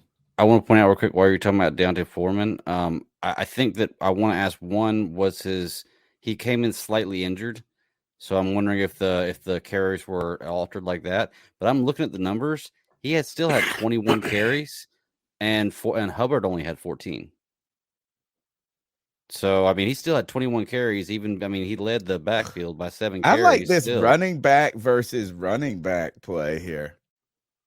Yeah. That's going to be my first prize pick of the week right here. I'm going to do more on both of these. Unless somebody in the chat can tell me, is there anything going on with Najee Harris? I know he's not been great this year, to be honest, but like the Panthers defense is not been shut down against the run. I think, and they have a quarterback who is potentially going to be the Mason dude or whatever his dude and whatever Mason Rudolph. Yeah. Or Mitch Trubisky, who threw 3 picks last week unnecessarily. What do you guys think in the chat? I'd like to hear what you guys think about the C3 Panthers prize pick this week. But don't forget to use the promo code C3. We'll actually keep going on with the show. I'm gonna wait to see what the chat has to say about this before I put my entry entirely in. But that is our prize pick of the week. Actually, do you guys want to? We'll come back to it when we talk NFL news. We might peek at the numbers after the chat tells us what we should do. Carson says more than Foreman over Pickens under. Well, Pickens, he likes the Pickens as in the receiver. Ooh. What, J.C. Horn, he puts the seatbelt on him? He said Foreman over Pickens under. Yeah, I like that. They really don't have a big-time receiver. Yeah, they don't have a big-time receiver on that offense. And J.C. Horn is Mr. Shut Shit Down, if you know what I'm saying. So I like that. It's only 40. Man, that's only 2 catches, though. Right. What's his guess on receptions? Because I know that he got pissed that week. He has 2 right there. He got pissed because he only got like 2 targets. So he'll throw a tantrum if he only gets a few targets. So they may force feed him.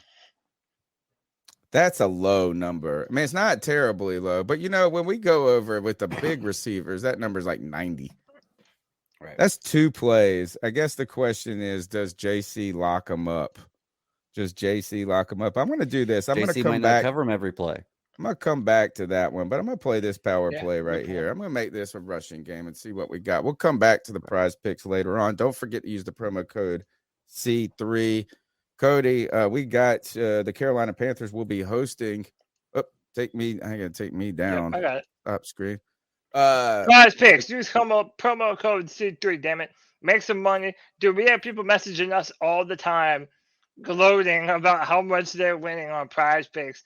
That needs to be you. Make some money. Help out the podcast. Use promo code C3. Man, we're having I even have my friends of mine that made a separate chat just for us to be able to talk about our prize picks, man. So it's add me, jokers. Hey. Add me. Also, hey, by the way, guys, if we're live, we'll be able to watch it as it happens. But there is tonight at midnight, so they're going to be starting a 12 days of promos. So for Christmas, and so the first one drops tonight at midnight. We don't know what it is, but it's going to be something new every single day. So if you guys are interested, go put your first deposit in. Again, they're going to match dollar for dollar up to $100. And then obviously you'll have an extra. If you did deposit $100 in your first go, you have basically $200 to play with. So go have some fun. I recommend using the flex pick instead of the full-on 5 times your money in some of those cases, but that's only because of the amount of times that we've only lost by 1 of these options. So hindsight, yep. That's the 12 days of Picksmas with prize picks. Hey, and the coolest thing about prize picks that you can't do on any other betting site that I've seen so far is you can cross sports. You can put like 2 football players and a basketball player in. So if you don't only feel good about 2 football players, go check out another sport. Use something you feel comfortable and add them to it. And good news, Greg, it's not even betting because it's daily fantasy football sports. It's legal in 30 states, including North and South Carolina. And if you need to figure out how to be in one of those states while not being in one of those states, ask the chat room. There's inventive ways to go about play doing prize it. Picks. Yeah. But by the way, holy cow! Shout out, dude! Shout out to Quell Davis.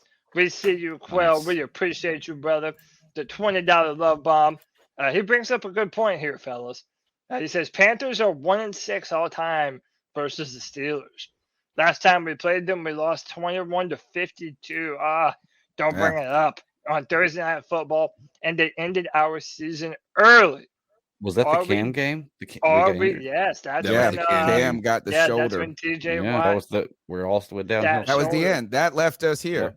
Yeah. That put us here today. That's the trajectory from that game. Even a better story, more poetic. Sorry, I keep interrupting you. Sorry.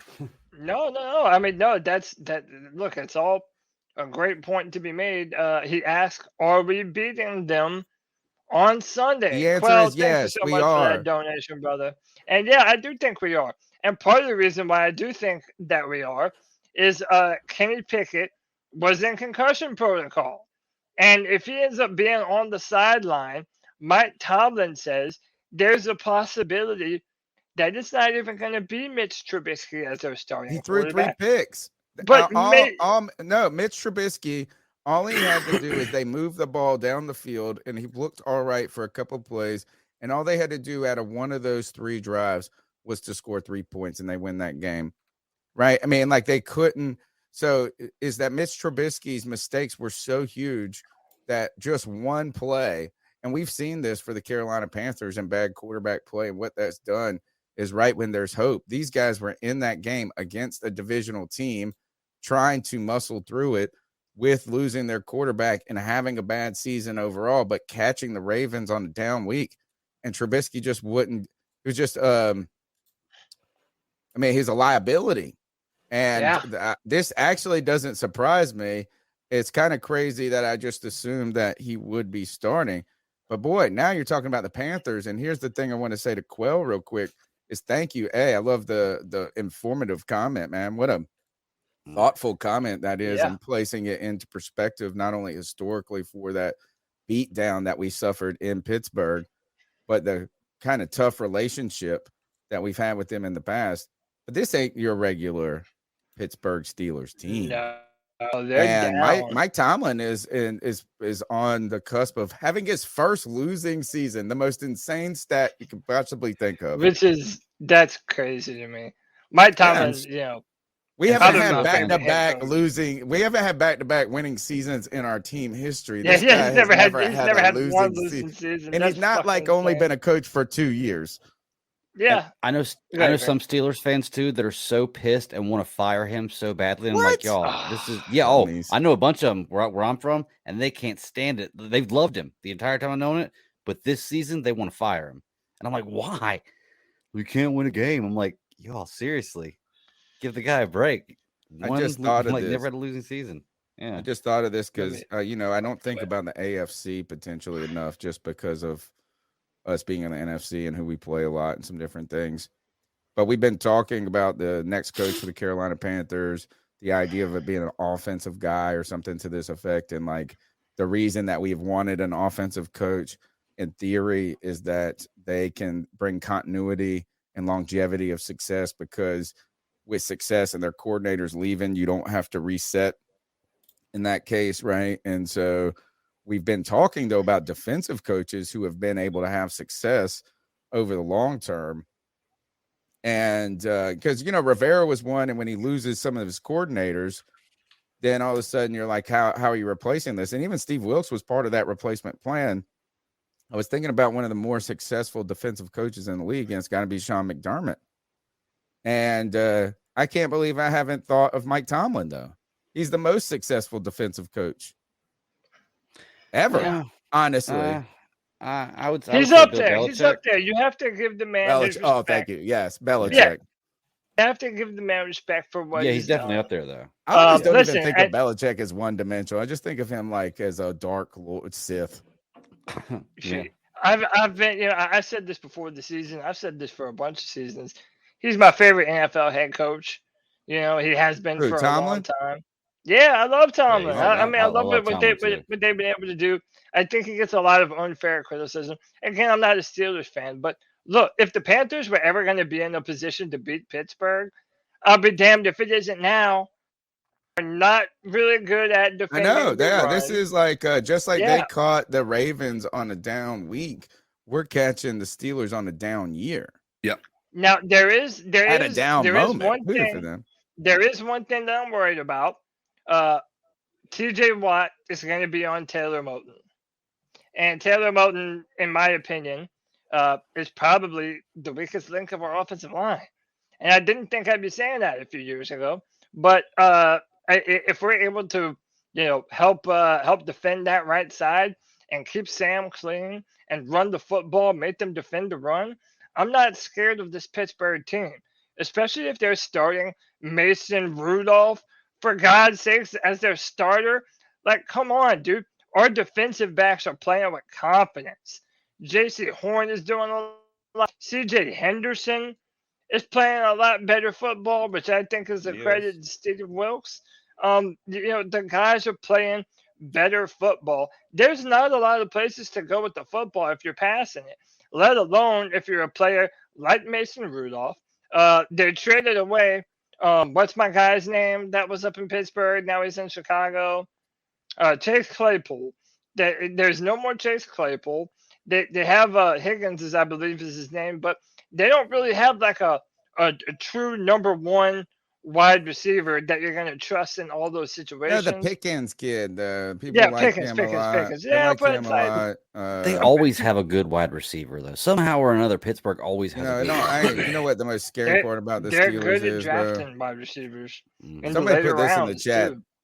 This is a great comment in the chat. We owe TJ Watt one. Or Wait, it's TJ, right? Is it TJ? TJ. Yeah. Is it JJ? TJ, yep. Whichever, the Pittsburgh one. TJ. All right. TJ. We owe TJ Watt because he was the one that blasted Cam's shoulder. It wasn't a dirty hit or nothing. It was illegal. It was illegal. It was illegal. It was illegal. Why's that? He was held with the crown of his head.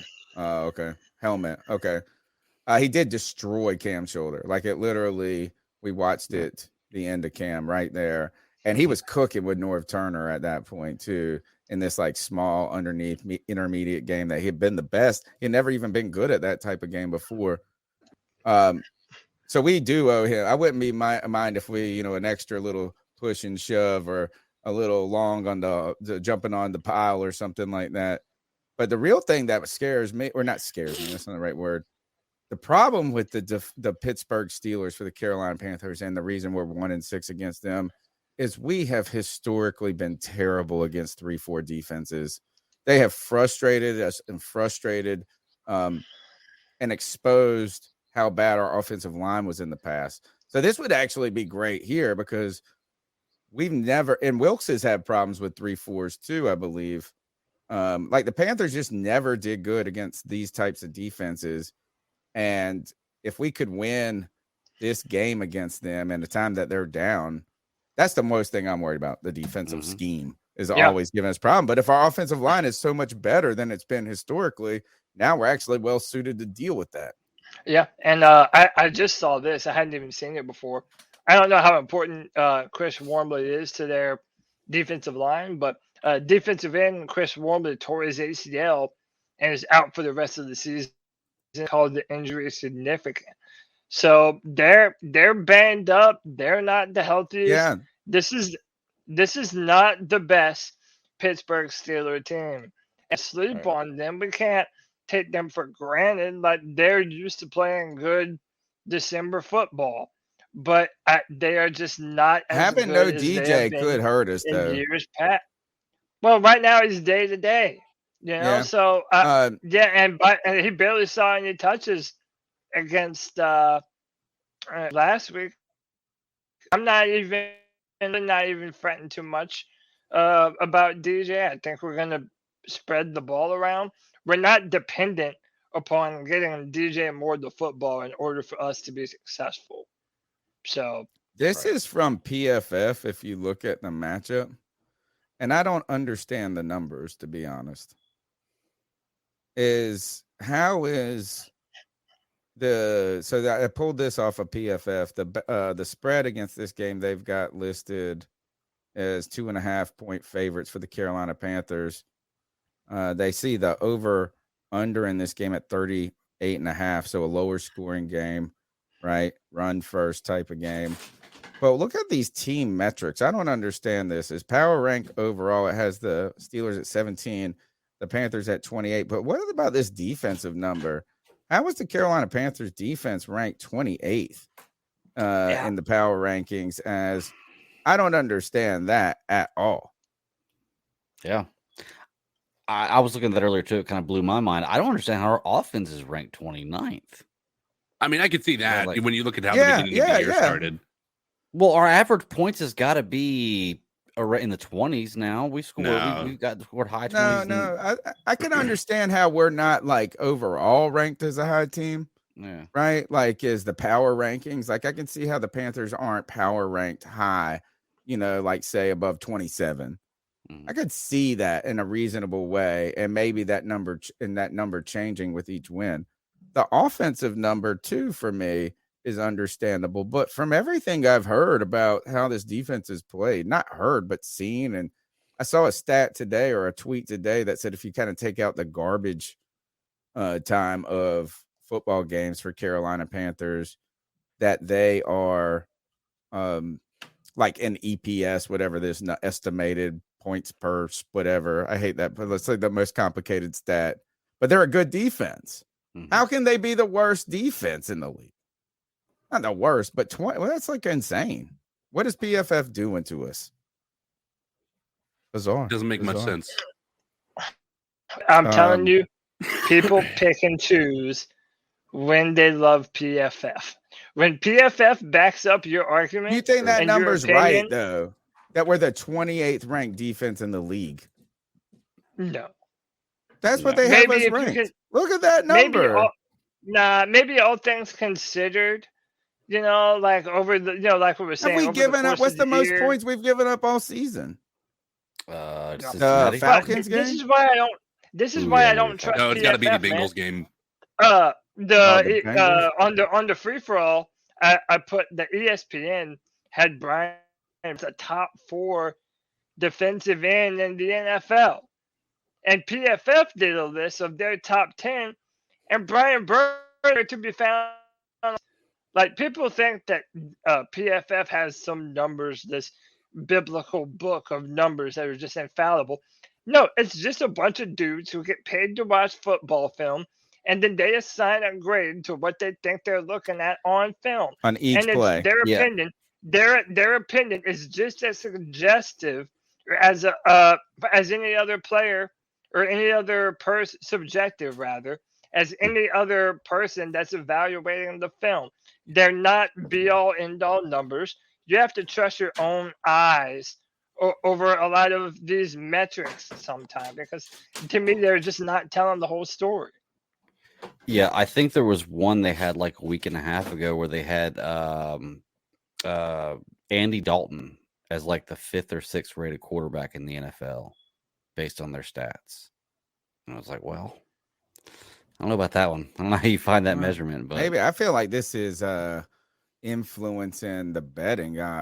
If they're putting betting odds and then giving you bad data, like we're gonna have to get the SEC involved in the Securities Exchange Commission. Like, this is some Bankman-Fried mess right here, ranking us at 28. They're using Quicken to do their metrics. PFF uses Quicken. Breaking story. You guys will hear more about that later on in the show. The number is 252-228-5098. We've still got the cat calls to go. In fact, we're about to jump into those right now. Make sure you smash the thumbs up button and be a part of the show. The number is 252-228-5098. And we've got NFL news segment coming up at the end of the show, and the Ice Up pick still to go. Let us know your thoughts on this upcoming game, where the Carolina Panthers at, or wherever you want to talk about. Take us into the cat calls, Cody. Let's do it. 252-228-5098. Let us hear your So what are your thoughts on catcalling? Yeah, it's pretty. You shouldn't do that to somebody. And how did that make you feel? Very uncomfortable. So how do you think catcalling makes the person feel? It feels good, like. Hey guys, it's JJ calling again real quick. I do, however, just want to mention, because there's a quarterback out there who's been doing his thing, and y'all always seem, or at least a lot of y'all seem to hate on him a lot, and y'all always want to go back to his stats. He's got capabilities, this and that, but y'all always like, but his stats. But last year, the stats he put up. What about his numbers? Let's see his numbers. Well, let me tell you, since week 9, this man has put up 1,200 passing yards, 10 passing touchdowns, 0 interceptions, a rushing touchdown, multiple 2-point conversions, a game-winning drive, a road victory against the division leader. This man has put a poverty franchise on his back recently after finally getting a competent head coach, because last year he had to deal with the one coach worse than Matt fucking Rule. That man is Trevor Lawrence, who's a franchise quarterback. I got your back on that, Cody. All right, 3 players I want to touch up on the Panthers game from Seattle. Chuba Hubbard, he's not bad. He's not as bad as how you guys used to hate on. But yeah, he still has much to prove. I think he's good though. I think he's still a solid back. Sam Darnold looks way more composed and like under control whenever he's under pressure. Granted, it's not nearly as often because the line has been best offensive line I've seen, been putting in work. But he's just handling things better, and you can notice when he went to those checkdowns in the first half, like he read the field, it wasn't there, check down. He read the field in the second half, didn't make the mistake. He threw the ball away. He's smart. He's not throwing shit up like he did a lot of times last year. And then the last guy I want to talk about is Brian Burns. You got put in the doghouse by a rookie. All right, I'm going to need you to step it up since we declined all that stuff in the trade and we're about to pay you over $100 million. I can't be having our franchise defensive end getting, for the most part of the game, shut down by a rookie. All right. I want to go on this. But yeah, I'm sure he'll step it up. He still had a half sack. I feel like even then, when it felt like his presence was minimized, he still made an impact. Brian Burns is still taking that step up. He just got to do better than that, honestly. Love the podcast a lot. Thank you guys for always being there and being consistent with Panthers podcast. C3 podcast, love y'all. Keep pounding. Keep pounding, brother. Appreciate you, man. Number one, Trevor Lawrence is absolutely a franchise quarterback. Don't ever listen to what Greg says. And number two, you mentioned Brian Burns and how a rookie shut him down. One of the things that we are forgetting, which I think Tony forgot too when he was saying that Burns needed a game like Seattle to take over, is that he's playing hurt right now. Remember a week before when he hurt his knee and someone rolled into him and he went out of the game for a little while and ended up coming back in. Like, it's that time of year where our players are playing through injuries. They're not the most healthy that they've ever been right now. So you really have to consider that when evaluating, maybe him not having a great performance against their rookie, against the Seahawks rookie.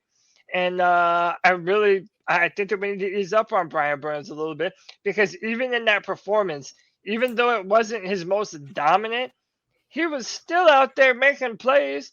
He had like Yonel says, he had that half sack. He was out there playing cleanup. He was setting the edge.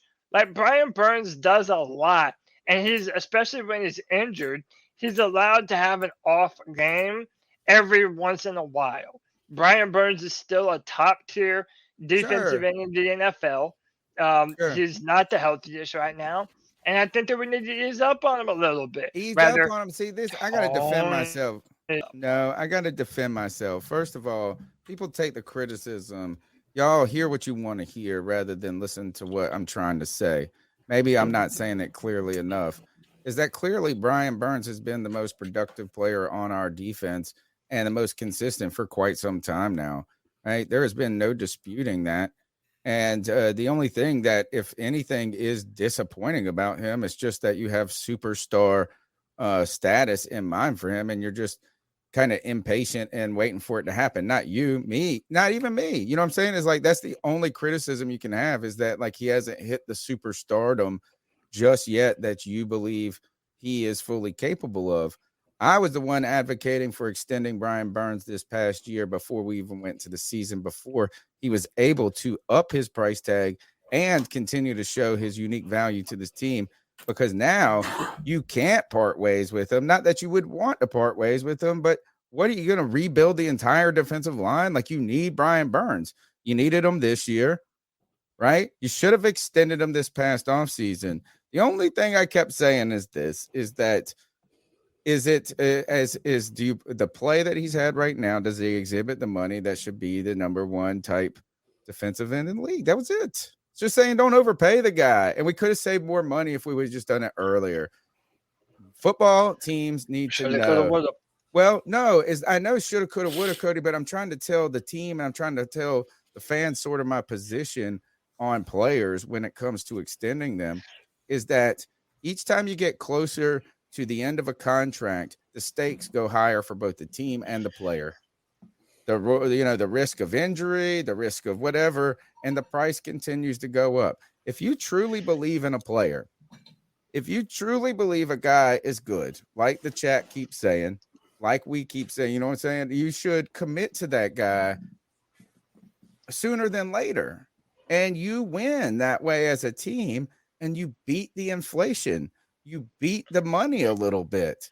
And we could have done this with Brian Burns this past offseason. Think about who you did extend. You extended Dante Jackson.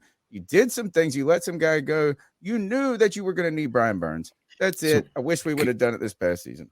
Can I just ask a question on that, though, Tony? Is he hadn't had 10 sacks until this season, right? Correct. We were but calling it's him been the king 9.5, of 2 years in a row, I think. Right. We were calling that's him the like king a of good almost. productivity. If we would have signed him to like the third highest paid defensive end last year, which is not top, but up there because it's what he's going to perform. Do you think he would have had to pay that much? I'm just asking.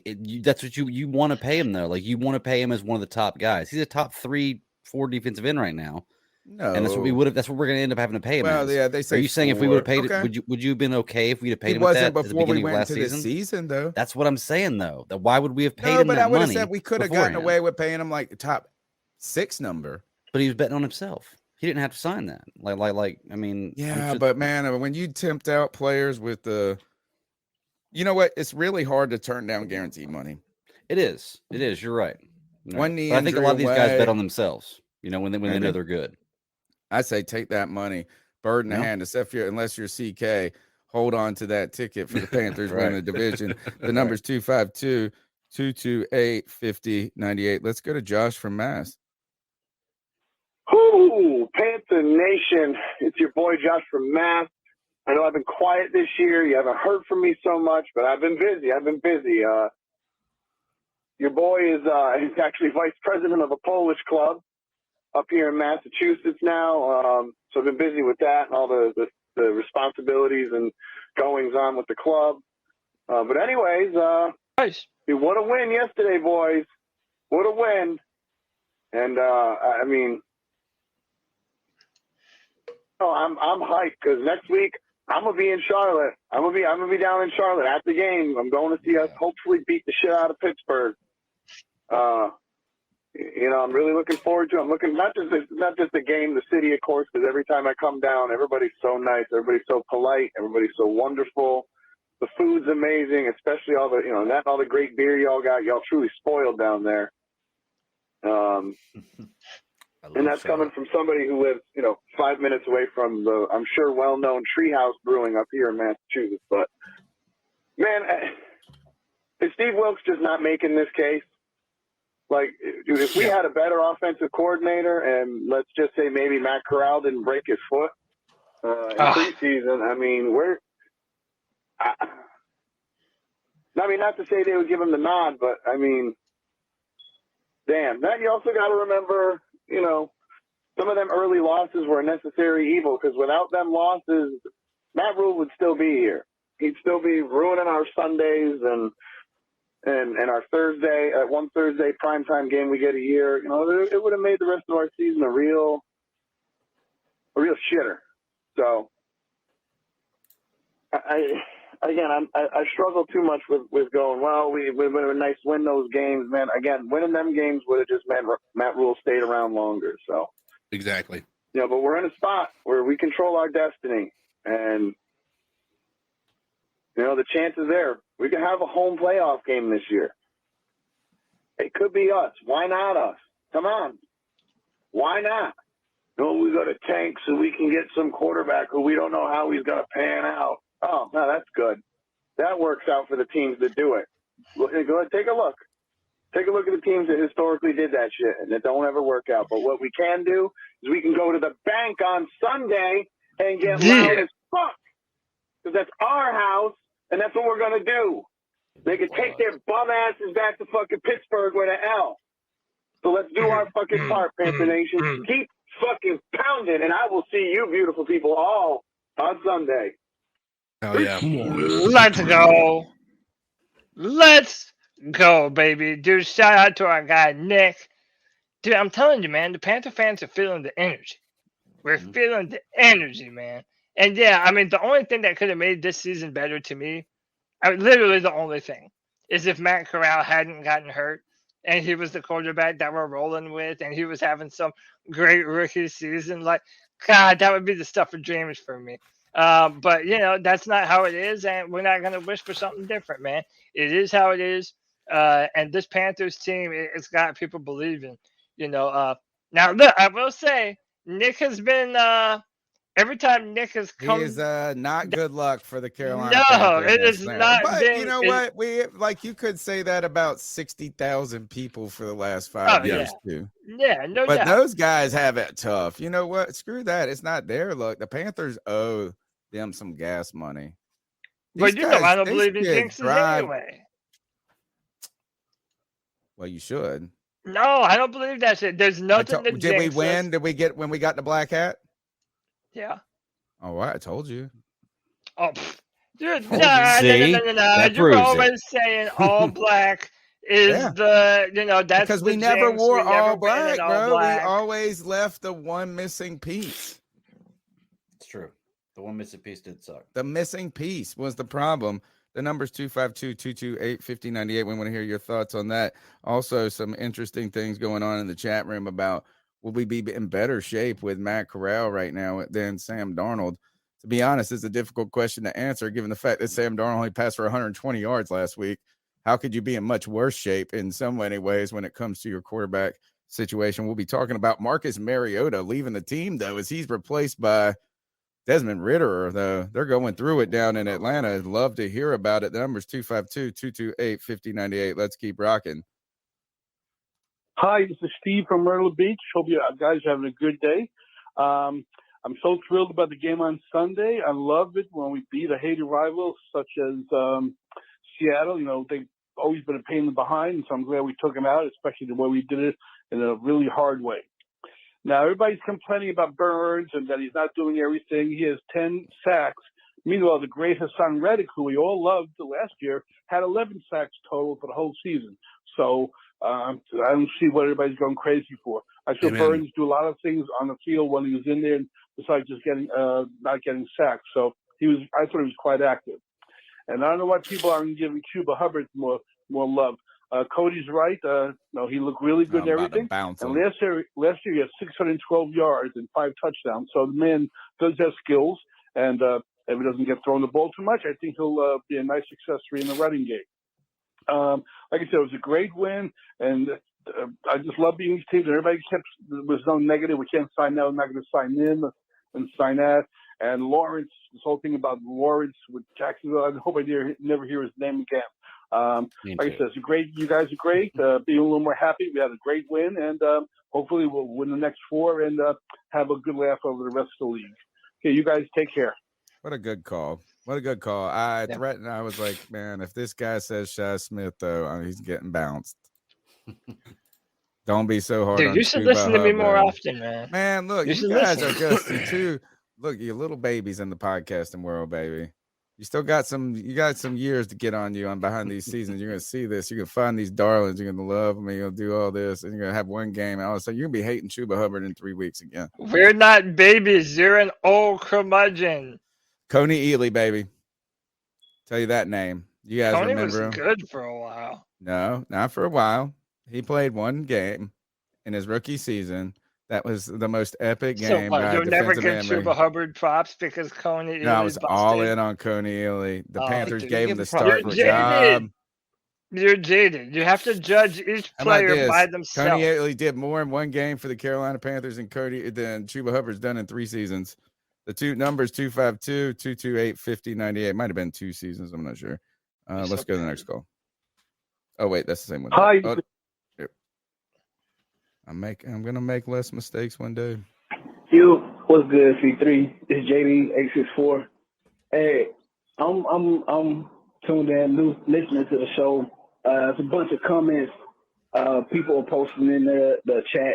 Some comments I saw on Twitter on other Panther sites where people are complaining about DJ Moore not having any reception in the past game, and I truly can't wrap my mind around if you watch the game. It's not even a matter of going back and watching it.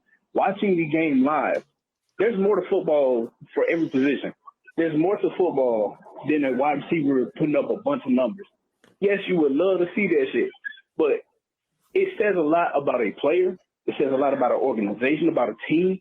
I'm watching this game, and DJ, he had no catches. But I saw DJ out there in the fucking run game, blocking setting solid blocks. Like the man out there, hey, I got to block this corner. I'm going to push your ass 5 yards down the field. He was putting in work. We won that game 30-, I already forgot the damn score. We win that game. I think it was 30-20.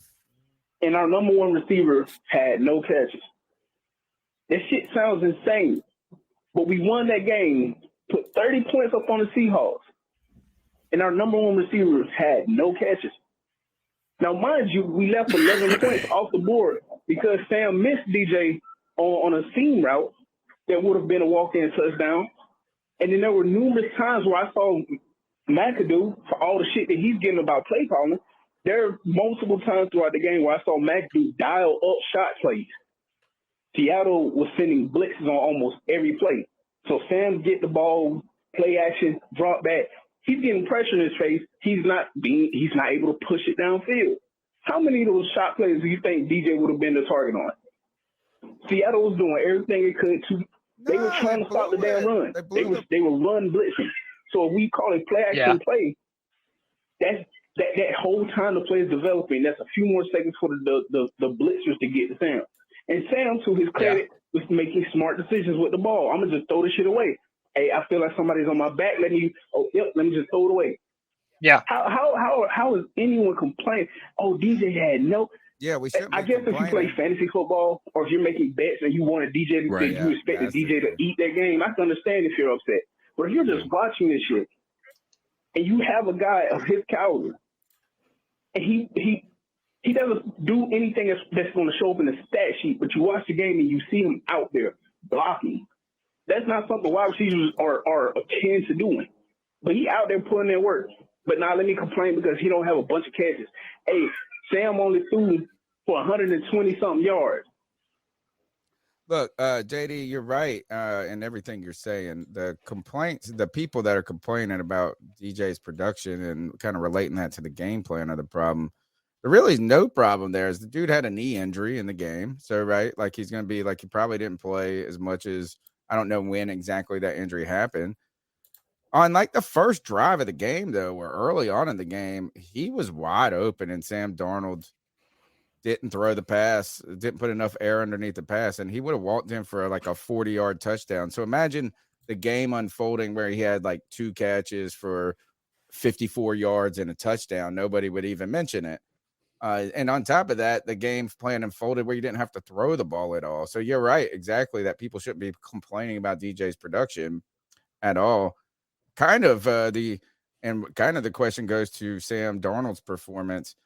He didn't have to throw the ball much, and if the Panthers defense wouldn't have softened up against the Seahawks passing game, he would have had to throw the ball even less, probably. Sam made 2 errors I mean, probably more than that if we really went and ever looked at every play. But there's 2 moments in the game when he missed that DJ pass. That blows the doors off of this game early in a way. Yeah. Gives them confidence. It's a big play. That would have been awesome. So he missed that play. That was his fault. He underthrew the ball. And it looked like last week he had one like that, the first start he had, where it just looked like it took too long for it to click, like what was happening. Like if he could have just processed a little faster, he would have made the play because it was the right read, just a half second late and not thinking about what's really happening. The other play was down kind of in that 4th down territory. You know, it's just it wasn't a good time. Like we got down there and we went for it twice on 4th down. You know, we got one of them on the run game. He just didn't look. We didn't look comfortable in the red zone. He didn't look comfortable. So those 2 moments right there, you change those 2 moments, and Sam Darnold has a 200-yard game, 2 touchdowns, and you're talking about how he's, So I don't think it was that bad. I don't think he played poorly. I think that just thank God you didn't have to use him any more than that, and you're setting him up in a good place. You're actually, this is what Sam Darnold needed probably when he was a Jet. The number's 252-228-5098. Let's go to the next call. Yeah, it's JD864 again. I'm happy we won the game. I'm just trying to wrap my mind around how some people are so pessimistic that you win a game, but I guess it's because we won it, but we didn't win it in the fashion that these individuals wanted us to win it in. Like, it's the same way. I guarantee you, if the Panthers were to draft a quarterback, there are going to be people bitching because it's not the quarterback they wanted them to draft. Like, of course. Like, the negativity that exists around, like, it just bugs me. Like, can we all just use a little ounce of logic, just apply a little bit of logic to the things we're saying? That should really. I probably shouldn't even be letting it get to me like it is, but I hate when I see good and then all I hear from others is, oh, this should be done this way. Like, nah, man, just we won a game. That rushing attack has been what it's been throughout the fucking since Wilkes took over. That's because Wilkes has an identity. That's what he wants to see the team doing. All right. And I've little doubt in my mind with the success the offense is having, should there come a game where in which you ask Sam to throw it a little bit more, Sam's probably gonna look better than he's looked in his career. The dude, he understands he does not need to fucking do everything in order for the offense to be successful. He's a part of it, not the offense. McAdoo is doing for Sam what the Jets coaching staff should have been doing for him, what Rule and Brady should have been doing for him. And that's dumbing down the offense, rolling him out of the fucking pocket, making his reads simple. That's how you build up a QB. And I'm seeing McAdoo do that shit. So, yo, I don't know. I done got angry as hell now. Sounds like a kid getting murdered in the background. Hey, keep pounding. Appreciate what you guys do. I'm out. Look, JD, see, this is the problem. Poor JD. Mr. Man, Mr. Natural Optimist, Mr. Glass Half Full, who lives in paradise, actually, in Hawaii, despite the kid being murdered in background, is actually heavenly. He's like this, don't mess with my stress, kid. No, this is, look, just don't look on the internet then. As everybody in the world is going to be upset about everything, even when good stuff happens, bad stuff happens. Yeah. And then the other thing is who realistically could look at this game and be upset about the way we won it? We went on the road and beat the shit out of the Seahawks. Like, I mean, despite the kind of coming back at the end, this game was in hand the whole time. Yeah. They were up like 17-3 or something or nothing. I mean, to be honest, though, like, I feel like JD is talking specifically to fans like G Baby. Like, when we win, it's not the way you wanted to win, so therefore it's invalid. You know what I mean? Or it's like when the how Panthers... could you even win in this season in a way you wanted to win? What do you think all of a sudden that Sam Darnold's going to come out there and beat Patrick Mahomes? You're not going to get your way. And what JD is saying is, dude, when we get a W, quit bitching about it, man. Like, put Coke in a smile and shut the fuck up and be happy. Like, Sam isn't a good quarterback. We're not going to win with him. Okay, we're not putting the ball in Sam's hands that much. We're literally not asking him to do all that much, and still people are complaining. Hey. I'm 100% with JD. I don't understand it for the life of me. And by the way, it's like we're also reactionary, right? When the player is playing bad, we're like, they're terrible. You mean when they're playing good and you go, Chuba Hubbard is so awesome? You mean like that reactionary? Or Shi Smith is now developing? He's not wrong. He's not wrong, Cody. I'm talking the other Works way both around. ways. When you see a player that has not been playing good, and then you just label them forever, they suck. They'll never make it. No, you're reactionary. You mean like you label Gardner Minshew? You're reactionary. And if anything, Chuba Hubbard proves my point. If I would have made my opinion on Chuba early on in his career, Chuba sucks, is not good, whatever. No, you keep on playing, you keep on growing, and you get better. Right now, we have to give Sam Darnold credit for doing all the things that we knocked him for not doing before. He's taking care of the football. Like JD said, he's throwing the ball away instead of throwing it into double coverage. He didn't make any mistakes. Yeah, and how could you not commend him for that when that has been such a critique on how Sam Darnold plays. He didn't do what the Carr guy did in Oakland or in Las Vegas when they lost to the Rams and Baker Mayfield, right? Who blew it at the times when they were ahead. That actually was the best thing that Sam Darnold did that didn't make a mistake. But come on, get off the dang Chuba Hubbard thing. Can I just say, though, with the You got a Chuba like, for No. Chuba. How about you get on the Chuba Hubbard thing? I will not get on that. I'm Chuba. not on the Chuba yeah, Hubbard thing yet. I'm willing to get on it. I'm not on it yet. Yeah, I'm Hey, right there with you. I'm the same way. Yeah, can I just say that to add to the point of what the caller says, like, I just want to remind everybody, Tom Brady won his first Super Bowl with like 128 passing yards. So if you don't need the quarterback to do it all, then I'm just putting that out there. He had like 128 passing yards in his first Panthers Super to Bowl. the Super Bowl, CK. Yeah, I think that what he's telling me is that Sam Darnold is the greatest quarterback of all time. No. Sam Darnold greater than Nick Foles? Potentially. Yeah, potentially. How about Not this? until he gets to the dip. How about this? If we win this year, yeah, dude. Oh, totally. Yeah. Oh, fucking- fuck yeah. Oh, yeah. Like Yeah, if you won it, 1000%. I would almost say that if Sam Darnold somehow got to the NFC Championship this year, I would say Sam Darnold greater than Nick Foles. You know that if he wins a playoff game, we're going to be saying that, right? But- Sign Sam Darnold if he wins a playoff game. Sign this guy. Oh, you know, we would have to. You have to. Yeah, You'd have to have the conversation at least. Yeah. I But mean, hey, what else are you gonna do? Why do all three of you give my cripple ass the opportunity to dunk on you? If you're all gonna no. If all three of you are gonna say I know what he's about to say. that Chuba Hubbard is not good, you're letting my cripple ass come and strut up on this podcast anytime that Chuba Hubbard balls out and fucking does what he did last game. I'm inclined to believe that he's going to do that.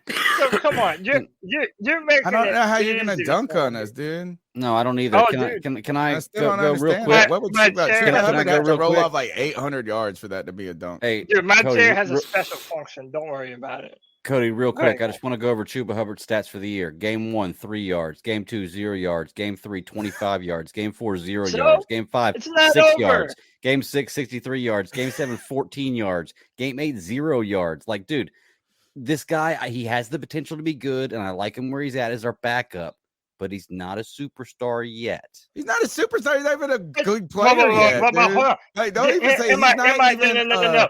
Am I contributor saying yet. that he's a superstar? You're saying he's part of a No, 3-headed No, I'm monster? saying Okay. that he's not trash like a lot of other people try and make him out to be. Okay. Like, oh He's not God, trash. this I'll but agree you with you there. did He's not say trash. get on the He's Chuba. not trash. You're riding the Chuba, and I tell you this is Cameron Artis Payne greater than Chuba Hubbard by a mile. The number is 252-228-5098. Next call. Why do you not like any players that you just don't remember? Tillman here, rocking my Brian Burns jersey Why on do you not Victory like Monday. current Panther Let's players? fucking go. Awesome to see the team really rallying behind Wilkes, our future head coach. Fingers crossed. Also wanted to highlight Sam Darnold, still undefeated with the beard. Looks freaking sick. But I have a question for you guys. With our new offense, just kind of running the ball down the throats of opposing defenses, do you guys think Sam Darnold will ever throw for more than 200 yards for the rest of the season? Or is it just going to be pretty much him running the ball 3 times and then play action, run, play action, and then DJ Moore pretty much gets 0 touches, and I wasted my second-round pick on DJ Moore in fantasy? Just want to get you guys' thoughts. Go Panthers, keep pounding. Let's go. Next week, no losses, baby. I hope you don't need DJ Moore in your fantasy league because the injury is going to be the biggest problem. Sam Darnold coming back was actually helpful for him over a Baker Mayfield type project. He does get him the ball. The Panthers are going to have to pass the ball at some point. Right. You know, I mean, even if they were to crazily run to the playoffs, is that in a playoff game, there's no way you win the game by just being one-dimensional. Right. So at some point, Sam Darnold's going to have to be part of the game plan. And it can't just be run. But here's the thing is the Seahawks. How about we run Sam more? No, actually, he's got great wheels. He's got great wheels. Yeah. One of the things that I tried to argue when we were trying to find anything good about the acquisition of Baker Mayfield was that his mobility was not that less. Like, it wasn't like Darnold's was better, but not like stratospherically better. Right. And it is stratospherically better. I will say that. And the other thing, I had a big one. Shoot, it was about the running game. We got to run the game. All right. It'll come to me. Oh, it was about the game with the Seahawks. And can we bring up the Ryan quote real quick and how one of the things is, and this goes back to JD's call. This goes back to like play, like how you need to win, how you want to win. Sometimes the opponent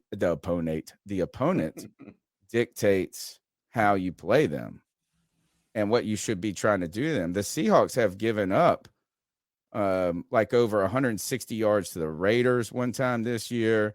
They gave up a ton of yards to us. They've been bludgeoned by several teams, and that's the way to beat them. And right now, last week, the Pittsburgh Steelers, although Trubisky was responsible for those 3 picks and really could have had the opportunity to win the game, what ultimately happened, though, is the Raiders defense, not the Raiders, the Steelers defense just simply could not stop. And I guess we don't have the quote. I thought we had it. Could simply not stop the Baltimore Ravens running attack. So if anything, this is like, we're going to have to pass it at some point, but we don't need to pass it till we need to pass it. Right. Right now we're playing teams that can't stop the run. So why don't you go out there and muscle up, man up, and make them stop the run? And that's what we did against the Seahawks, and they couldn't do it. So expect that. And maybe that makes me feel better about my prize pick. Makes me feel better about my prize pick. The numbers. He's back. 252-228-5098. Hey, what's good, fellas? It's Corey calling in. I'm gonna give my take on the game. Well, Corey, I'm real hyped up right now because Tony, you talking spicy about Brian. And you know what? Oh God, we're splitting hairs. We're talking semantics, and I know, like you. Nobody on this team, nobody thinks Brian Burns is like overrated or bad. Well, niggas do think that he's overrated, but like I don't understand. And I feel like I call in every week and talk about Brian Burns at this point, but I don't understand what more people are expecting or want from this guy, to where it's like, okay, yesterday he had a quiet game. Charles Cross, you know what I'm saying, he had a great ass game, and Brian Burns didn't do much on the stat sheet in a game that we won, at least, right? So like in 2 weeks ago he had the game that everybody kept saying he needed to have. Like Tony's saying, like this 2-sack breakout game, like he just had it. He just had it a couple weeks ago, and then we had a bye, and then this next week it was a slow week. But like we're talking about a guy who's already set a career high in sacks with games left to play. He's 24. Like he's gonna get a bag. Like that's what great players demand. And you keep like putting them up to this Nick Bosa, Von Miller standard, and it's like that's not how it works, man. There's 1 or 2 of those dudes in the league at any given time, and right. If he resets the edge rusher market, then guess what? Nick Bosa or Micah Parsons is going to reset it in 3 or 4 years anyway. That's how this shit goes. Brian Burns is an elite player at an elite age, and we didn't trade him, so now he's going to get the bag, and it's not. He's going to be worth whatever we pay him. We've already seen him take over games, and it's like as soon as he comes in and has like a quiet game, niggas want to hop on his head and prove a point that they already have about the guy. When again we won, our defense made plays, and he didn't have the biggest game to have his quote unquote breakout game that he's already had multiple times. He's having a breakout season. So again, I don't know what y'all want. I don't know what was going to make people happy with just trading him and getting him. If they wanted 2 first-round picks, niggas are going to be mad that they didn't get 2 first-round picks for him, so anything else is just going to be black. But again, man, okay, he's not Von Miller. Fine. He's not the greatest pass rusher of our generation. But guess what, man? He's getting better each and every year, and this year has by far been his best year. I don't know, man. I didn't even get to talk about the game. I'm running out of time just hopping on Brian Burns' dick. But, yeah, bro, pay the man and don't fucking do that. guys, what else are you gonna do? Keep on. I mean, he was talking to you. Why are you applauding? I'm applauding him because look, is you have no choice to pay him. See, again, everybody's missing my entire point. Is that I've wanted to, I like you actually have no way to build this team going forward without Brian Burns. Yeah. And that was the case before this season, honestly. So that's all I've been trying to put out there. And now you are. If he gets 2 more sacks this year, right? And he finishes the year, you probably need to get 3 to finish in the top 5, I would think. Did they say he got half a sack last game? Because if he did, he already had 10.5. That'll put him at 11 sacks already. Right. So, but to finish in the top 5 of the league, you're probably going to have 14, I would think, is this year. Yeah. And look, Myles Garrett at one point. Why is he not at the top of the list? He was like on pace for like a bazillion sacks earlier in the season. What happened to him? Did he get hurt? I don't know. But the point that I'm just, again, everybody's missing the point.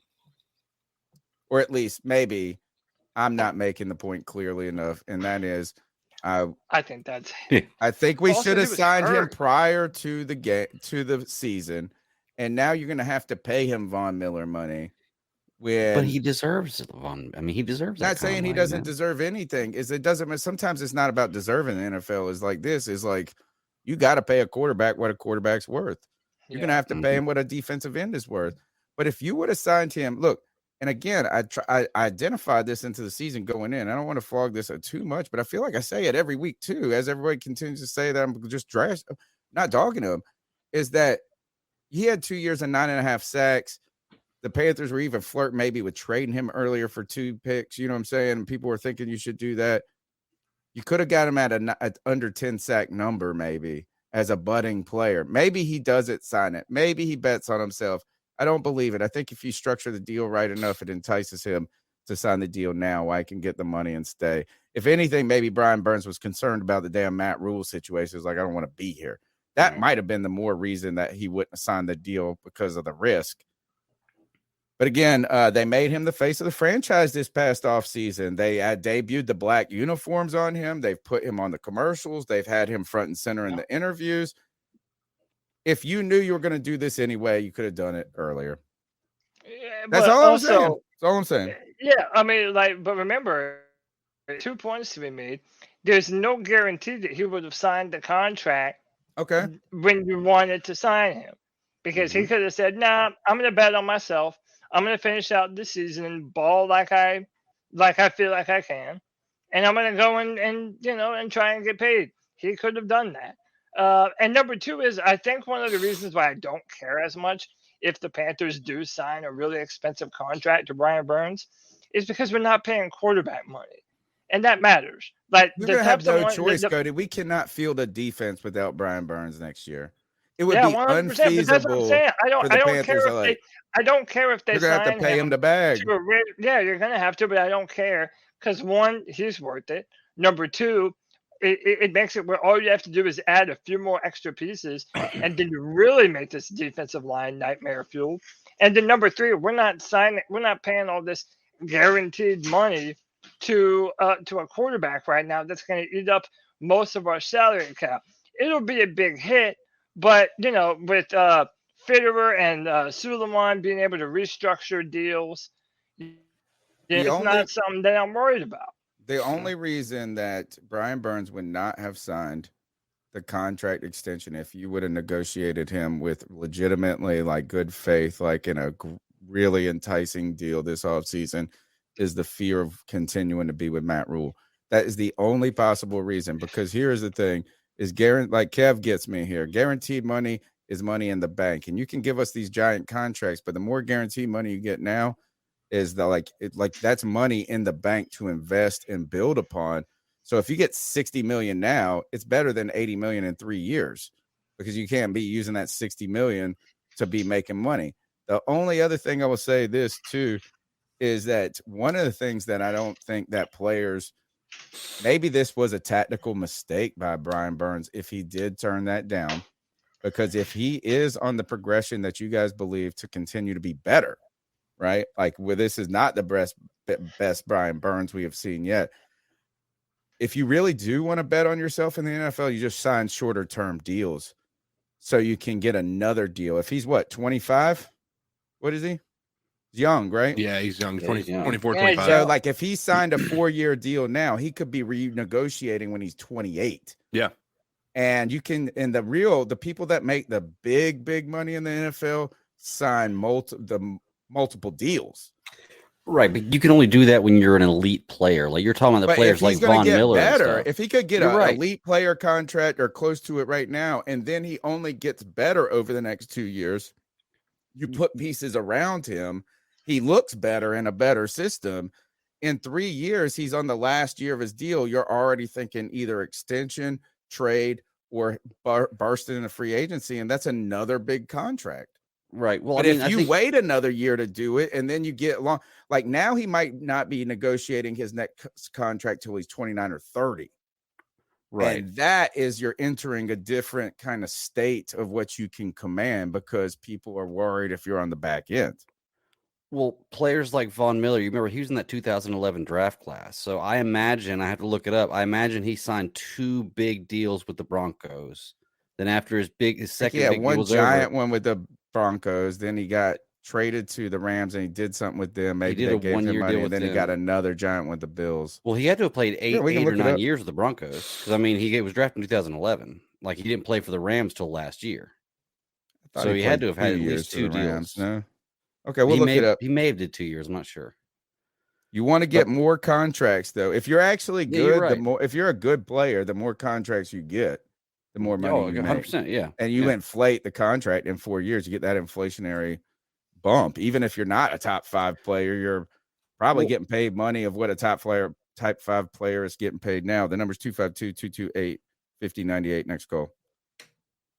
Hey guys, it's the growl that may not be able to make him howl because somehow I woke up with a nasty ass head cold.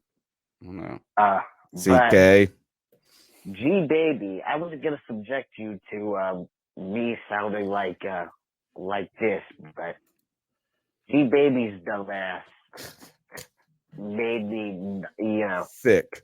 I gotta talk about him because he is. He's sitting there talking about, oh, you're going to wish we tanked. I know he didn't make that comment, but, I'm not just talking to people. I'm not just talking to G-Baby. I'm talking about people like his ass. And usually when I make these calls, I would do the G-Baby voice, but like I said, I woke up with a gnarly head cold today. And I went to work. I don't know if I'll go tomorrow. Like, that's what we're talking about here.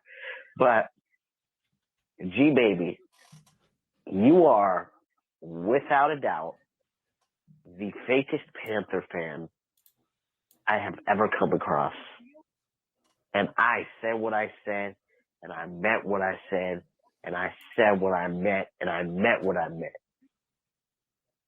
You stand in direct opposition to everything that our nation was built on. Our nation was built on the pounding. I think Never Panther give up. Nation. And we're doing it. We're pounding. We're not giving up. And your ass is sitting over here. I don't know if you're a Falcons fan or something. Matter of fact, go root for them because they're taking. Because Marcus Mariota couldn't get it. Had to leave their dirty asses. I heard about that, but But G baby, ice up, toughen up, get it together. And I know you ain't gonna do the latter two because you ain't never had your shit together and you ain't never been tough. You've always been a bitch. That's why you never defended yourself against what I said because It's you getting know I'm too right. personal now, Anyway, guys. Wow. Too personal now. I like the Yeah, but okay. rivalries. I thought the Panther you don't know what this nation was first built. I thought that was funny. But come on, guys. Look at this. I think Von Miller is probably a bad example of this, guys. He's been able to negotiate 2 big contracts, but his first contract, this was he was on a 5-year option, right? So that stinks for those first round players. He then gets a giant contract. His history was this. Hold on. There it goes. He got a guaranteed of $42 million over 10 years, I think it said. 6 years. I saw a 10-year deal. I swear it said 10-year deal. 6 years, $42 million, 114 overall. And then when he went to the Bills, he got another 6 years, $45 million. So he made the same contract twice. Trying to think of another defensive end, though. Somebody who maybe has been a top tier defensive end. That's a long. He hasn't been able. Maybe that's somebody. He would have had the 5th year option too. Interesting. The Bills paid him a shit ton of money. Yeah, they did. Yeah, they did. He was going to be a Cowboy otherwise. I'm sure he didn't get that back. How old is he? By the way, I think he's 33. He got drafted. Think about that, Greg. Though, think He's about this: 33. is what if he was able, though? If you're Brian Burns and you can sign that contract and then negotiate another one when you're not 33, but when you're 29, yeah, then you maybe even get another one when you're 33. Like, I mean, like that's kind of what you're. Yeah. So, well, you'd mentioned before that we can't build this defense without him. If you're still that guy at 33, like Von Miller is right now, then you can get paid that money. That's the trick. Oh yeah. But like we need him to be that player. Yeah. I'm just saying this is that like, isn't the contractual negotiations generally about leverage? Is like got some of it to do with it, right? Look at what Kirk Cousins has been able to do to teams. He's had leverage. They've had the franchise tag on him, and then he's like, "Nah, I'm only taking guaranteed money." We've seen teams bully players, bully teams, and teams bully players in a way. Yeah. But you don't want to put yourself in the position as a franchise to where you have to do dumb stuff. Dave Gettleman used to always say this. When we used to like Dave Gettleman, we thought he was an awesome GM. He said you use free agency to set up the draft, so you don't have to reach in the draft to fill needs. It's a perfect way of describing it. But guess what Dave Gettleman did when he rescinded Josh Norman's franchise tag? He then had to go and draft all these and I'm just saying is Brian Bird's number only got more expensive, not only because he's played well, but because like the Panthers, he knows he's got the Panthers in a headlock. Yeah. I mean, but he did good for him, dude. Yeah, good for him. And especially if you've been on a team that's been losing their ass the past few years, and due to their own incompetency, they just can't get out of their own way. Yeah, good for Brian. He deserves it, man. Yeah. Like I'm and by the way, I did want to point out this comment. I think your boy KG has the right of it. He says, I think G Baby is really a Cam fan that's having a hard time coping with that era being over. Yeah. And I can empathize because I was salty AF when 89 got run out of town. Yeah. And G Baby brings out the passion of people, but I also want to agree with Tony. When I'm on the free for all, I don't let people cuss at each other and call each other like, names and shit. Yeah. We got to stop doing that. We're not trying to promote that. Y'all can disagree, but don't call each other names. I like the and shit like jesting. that. I like that. Let's make it like smart jesting. Right. Instead of mean jesting. Use your intellect and your intelligence to make a better argument than the people that you disagree with. And that's how you dunk on them. That's what we're going to do. If you want to be right, then be right. But do it without the name calling. That's all we ask. Everyone. Let's go to the next call. You dummy. Asshole. Hey, man, it's Corey calling again. While I'm on the topic of just ranting, this is about as good a time as any to go ahead and say, shut the hell up about Justin Fields and what we should have done and all this and that. Hey. J.C. Horn was our pick. J.C. Horn is on our team. J.C. Horn is an elite player. Period. Point blank. That's it. Okay? Like, we don't have a quarterback still. I understand. We need a quarterback to win. I get it. Quarterbacks are more valuable than defensive backs. Okay. But, like, that doesn't negate the flight. I don't get it, man. Like, I don't know what people were expecting or what. Like, Justin Fields comes out and it's finally looking like good. Once again, he's looking good. He has not looked amazing this season. That motherfucker can run his ass off. Like, one of the most like electric runners in the NFL. But he's still got a lot to get better at to be considered a quote unquote franchise quarterback. I think he will get there. I think he's going to be great. But the way that people are just like talking and stamping like it's a done deal and that we just made the wrong choice. First of all, we were never going to draft the motherfucker. We traded for Sam Darnold. We traded 3 picks for Sam Darnold less than a month before. Do y'all know how mad y'all would have been if we traded 3 picks for a 24-year-old quarterback and then drafted another quarterback in the top 10 of the same year? Like, that would have just been a terrible allocation of resources. Whether you believe it or not, the team last year believed that Sam Darnold was going to be the guy. They went all in on this motherfucker, traded for him, and extended him for his 5th-round option. He was never 5th-year option. He was never, ever going to be drafted a rookie first-round top 10 quarterback and then just have him breathing out his neck all training camp and all season. As soon as he throws the pick, we call him for Justin Fields. Like that rule didn't even like bring in anybody to compete with Sam Darnold like on the veteran tip because he wanted Sam to have the job and have the confidence and go out there with knowing that the full team was behind him. Why the fuck would we ever draft it was never going to happen. But like it or not, it was never going to happen. So I don't know why we're still harping on it almost 2 years later when, again, the player we drafted is great. That motherfucker is great.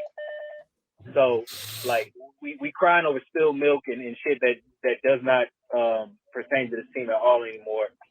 And every time you see Justin Fields make a great play, you don't have to think about how we could have had him. Because guess what, man? We got somebody on our team just making plays too. Yeah, good win. I'm hyped up this morning. I'm tired of the bad takes, man. Y'all I don't know. We have great players on the team, and I feel like motherfuckers are splitting hairs. They want it to be something else. And it's like I don't be happy with what we got because it's better than what it's been doing, man. Like we're on the up and up. We're on the upswing. I feel like we got good things to talk about as a fan base. So y'all keep coming out on great content, man. Keep on it. Absolutely, man. I mean, look, how about this? You know how I said earlier that PFF we just use their numbers when they back up. It's gonna be Brian Burns, like the best defensive end in the history of the world. J.C. Horn, according to PFF, among cornerbacks, he has the lowest passer rating allowed, 5.8. So guess what, dude? J.C. Horn's the best corner in the NFL. I don't want to hear shit about it. Am I wrong? No. I don't give a shit, dude. I agree with the caller. To all the fans that are like, oh, we should have had Justin Fields. I like Justin Fields. I wanted him at the time. And guess what? I was wrong. J.C. Horn is a badass. He is a staple of our defense. And I'm not sorry about nothing, Greg. No. I agree with you 100%. This is on something totally different. Look at the number 2 name on that list. And remember, go back and check the tapes. This guy loved him.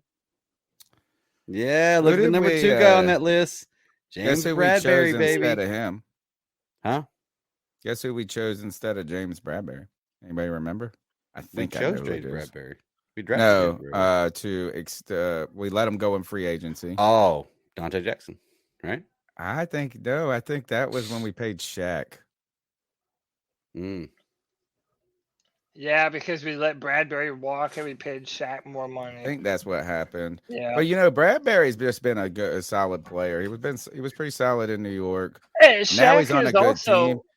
I think Shaq's like his 3rd year in a row of having 100+ tackles. So I mean, look, I know we shit on Shaq. Yeah, no, like those days. I mean, is Shaq? He hasn't filled the shoes. That's it. That's the only reason. Until we get a linebacker that is like transcendent again, Panther fans, it's just going to be like with Cam. Luke and TD created this. We've had a history of great linebackers for the Carolina Panthers, whether it was Witherspoon and Dan Morgan to John Beeson and Thomas Davis to Thomas Davis and Luke Kuechly. We've had this like great run of linebackers, and Shaq, we were hoping was just going to continue that. And it's just kind of a hard run to continue. So it's just like this until we get the next Luke Kuechly and the next Cam. We're going to be talking about Cam and Luke Kuechly. Next call. Every time somebody brings up Brian Burns, Tony got to talk about Julius Peppers and Von Miller. Those are 2 of the best edge rushers of all time. What are we talking about? Damn. Reset the market. Somebody else is going to reset it in another year. That's how this shit works. All right. I mean, fair point.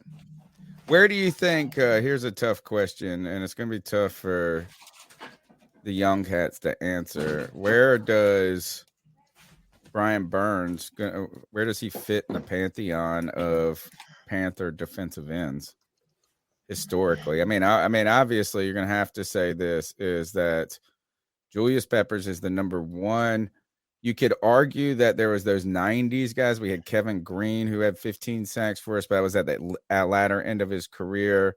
There was also one other dude that we got that had a good year. I think he was a free Gilbert.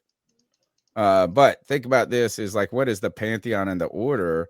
Not even the order, but what's the top? And is Brian Burns, where is he on that list? Is you got to think of names like Julius Peppers. You got to think of names like Charles Johnson. I think Mike Rucker is going to be up there.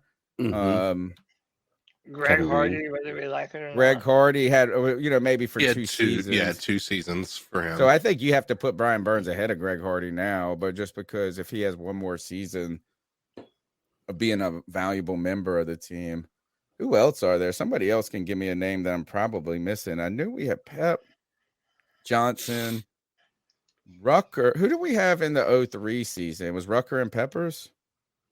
That was the two, I think. Yeah. Chris Jenkins up the middle. So, like, maybe is Brian Burns top 4 all-time defensive end for the Carolina Panthers? Are you guys ready to say that? I don't think you're ready to say that yet. I think he's on the path to be there. You got to remember he's only in his 4th or 5th year, and those are the guys you're talking about played 8-9 years. Yeah, Greg, Carolina, big money. so- We're gonna play a good 8 years. Yeah. Easy. Buckner. Oh no, it's Buckner and Jenkins. So yeah, maybe. You know what? He might be. Great question to answer. We're gonna have to do some research on that question about who are the best defensive ends of all time in Carolina Panthers history, and is Kevin Green's man. Kevin Green had 2 15-sack seasons, I believe, or 14. Like he had a big, even though he was at the end of his term and he was doing wrestling and stuff or whatever. Interesting. Yeah. Interesting stuff. All right. Last 2 calls of the night so far, it looks like. And then we've got a couple more things to talk about and we'll get out of here. Ice some people up too. Yeah, this is Tim Estes. I just had to call and say Pat McAfee ain't got shit on the C3 Panther Nation podcast. Wow.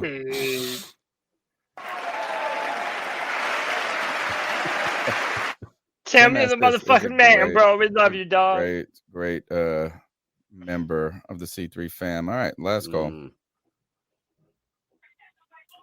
Hey, yo, it's me, C-Dog. C-Dog. That's the last call. I wasn't even going to call in, man. I was just sitting back listening to this show. And my man got down, called in, talking about that. Hold on, real quick, before I even get started with my rant. When you come in here, make sure you got to hit the like button. Make sure you got to subscribe. You know what I'm saying? These boys always putting out great content. We got the Terrific Tuesday, another great show on Tuesday. We got them Free for All Friday coming up Friday. Call in, you know what I'm saying? Cash out, whatever you do. You know what I'm saying? Real quick, man, real short and sweet. Man, I don't be gonna call me that, man. Old buddy got that call in, got that get the motherfucking G baby, man. Oh, everybody got a goddamn right to their own goddamn opinion. Man, got that G baby, got that. Be having different opinions a lot of times. You know what I'm saying? I still got that give a motherfucker shout out. You know what I'm saying? But my man goddamn who's up here disrespecting G baby, man. I don't want to hear you no more up here talking about damn with that crazy shit. You know what I'm saying? Right up, really trying to hear that shit. You know, motherfucker got C-Dog the peacekeeper. Stuff sometimes on their goddamn telephone or internet or whatever. You know what I'm saying? We got that face to face. We got that G baby. You won't really talking like that. You know what I'm saying? So that, hey man, we got that cool down. We got that get back in your lane and talk football. You know what I'm saying? Nah, all this rah-rah bullshit that you know you gonna face this man face to face. Come on now. You know what I'm saying? But with that, it's a good family call right here. Got that Steve Wilkes doing a goddamn great job. You're gonna keep pounding the goddamn ball. You're gonna goddamn keep stacking this shit. Like goddamn coach say, goddamn run it hard full time. Shit, go ahead and pay Brian Burns. Shit, he worth it. He got down playing on shows. He get about 15 sacks this season. Shit, it's good up in games, but we're going to see. Then in trade, got that Dante Jackson in the offseason. We don't need him. Anyways, everybody have a great night. You come in here, hit the like button. Come in here, subscribe. You know what I'm saying? Everybody have a great night. Keep pounding. See you all night. Hey, C-Dog. Dude, Peacekeeper, like you said. Dude, C-Dog is that chill-ass uncle who's been around the block. He's always going to keep it real with you. C-Dog is the man. He's like, hey, respect each other's differences of opinions and keep it moving, man. And more importantly, like he said, hit that like, hit that subscribe, hit that notification bell, show some love to the C3 Panther podcast. And, yeah, man, it's like we should all be on good vibes, right? No matter what. Right now, I mean, first of all, there's there's a few people that, again, we want to remind you guys that we're not sports journalists. I'm not a football expert. I'm an expert football fan. This is a show that is meant to be passionate, to be opinionated, and to have those opinions that fans do. Right. So, look, I love the intercolor jesting to a degree. I love the bets that people make on this. I love the poking and the jokes and the imitating people's voices. So, yeah, like, look, his family's getting spats, but here we're going to I just listened to C-Dog. Just listen to C-Dog. And I want to give a shout out. A couple of things is tomorrow night we have got the C3 Beat Check, and we have Mark Burgeon from the Believe in Steelers podcast, who is co-host with Ike Taylor. And they do the Believe in. They're going to help us preview the Pittsburgh matchup tomorrow at 8:30. That guest, we're going to try to line up potentially a Panthers beat reporter at 8. Cody and I will jump on a few minutes before and hang out with Mark Burgeon of the Believe in Pittsburgh Steelers podcast. But real shout out though to my man Cam Rogers, who is helps run the Believe network. And he's the one that always gets us these guests, man. He's been so gracious and so thoughtful of the C3 Panthers podcast, because Tony gets so slack sometimes, particularly when it's the last week of school. I'm grading exams and papers like crazy. I'm so behind right now. It is crunch time for me. But you, Cam Rogers, is partnering with Run Your Pool. And he's got something coming up. And what you can see is I'm going to give you guys, I put the image up, or the kind of, I guess, what is it? The pamphlet for this. What he does is he will be hosting a college football game challenge for his new betting show. It's free to play. So what you just do is you go pick all the bowl games for college football that's coming up. You get a free entry, and first place gets $1,000. So I guess the more people that do this, so support Cam Rogers. What I'm going to do is I'm going to drop the link in the chat right now of how you can play this, and then I will put it hopefully in the show description. This came right to me at the last second before we started the show, but he's so thoughtful and gracious with our guests. Want to make sure, and hey, it's free. Go. Who doesn't like a free entry to try to just pick some teams, man? So that's fun right there. And then next up, one of the things we wanted to kind of do is make this show longer. It's 11:59, and we want to make this show longer. And I've been dying to do a little bit more than beyond the Panther, or just the Panthers, and at least look around the NFL news briefly on the show for a moment. Tonight in NFL news, first and most interestingly and related to the Carolina Panthers, they have decided to go with Desmond Ridder. We mentioned this earlier, wondering why they hadn't, given their anemic offense that they've been putting together, but they have been in the hunt. I'm sure that they continue to look at themselves in the hunt for the NFC South as well, and probably thinking, man, Marcus Mariota gives us the best chance. But they decided to go with Ridder, but wildly, Marcus Mariota seemingly has not taken the news well, has left the team, guys. He's left the team. So he left? Yes. And I'll give you I had the quote. I'm going to pull the quote up. But yes, he was told this. They're going to end up putting him on injured reserve because he has a questionable knee. But he just quit, dude. He quit the team. That's what it seems like. And some people are having a hard time believing this because particularly people that were fans of him in Tennessee, or at least saying things didn't work out or blah, blah, blah in Tennessee. But everything, I'm going to give you the quote from Arthur Smith. So you haven't heard about this? I knew that they were going to start Desmond Ridder, but I hadn't heard anything about Mariota leaving. Yeah, I didn't know he was leaving. Yeah. But like when you say leave, what, he just left the building, or they waived him, or what? This is what they are. It says this. This is according to who wrote this story. This is on The Athletic right now. Is the Falcons don't know when hold on. It's a Falcons head coach Arthur Smith knew he was taking a risk last week when he chose to make rookie Desmond Ridder his starting quarterback. What he didn't know at the time is he wouldn't have a safety net for the decision.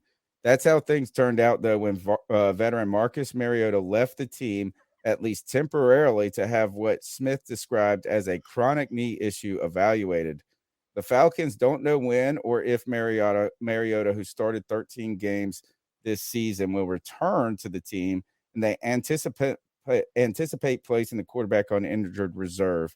When asked about this, Arthur Smith said this: the knee, it is nothing that has been an issue this season, but that's Mariota's prerogative. So, of course, you want all your guys to be here, but guys have to make decisions. It's part of the professional sports. You have to have contingency plans. And then he was asked about how he took the news. And I don't know if it was in this order, but goes on to say this, is that those conversations are never easy. You try to be truthful, whether they agree or not. Those are conversations you have to have. So look, is that it seems like he would have played if he was a starter, the knee wouldn't have been problematic. He quit. Yeah, I mean, to me, it's I don't know. To me, it doesn't speak very well of Mariota. Like you're not a particularly. It seems out of character. A lot of Mariota fans have said.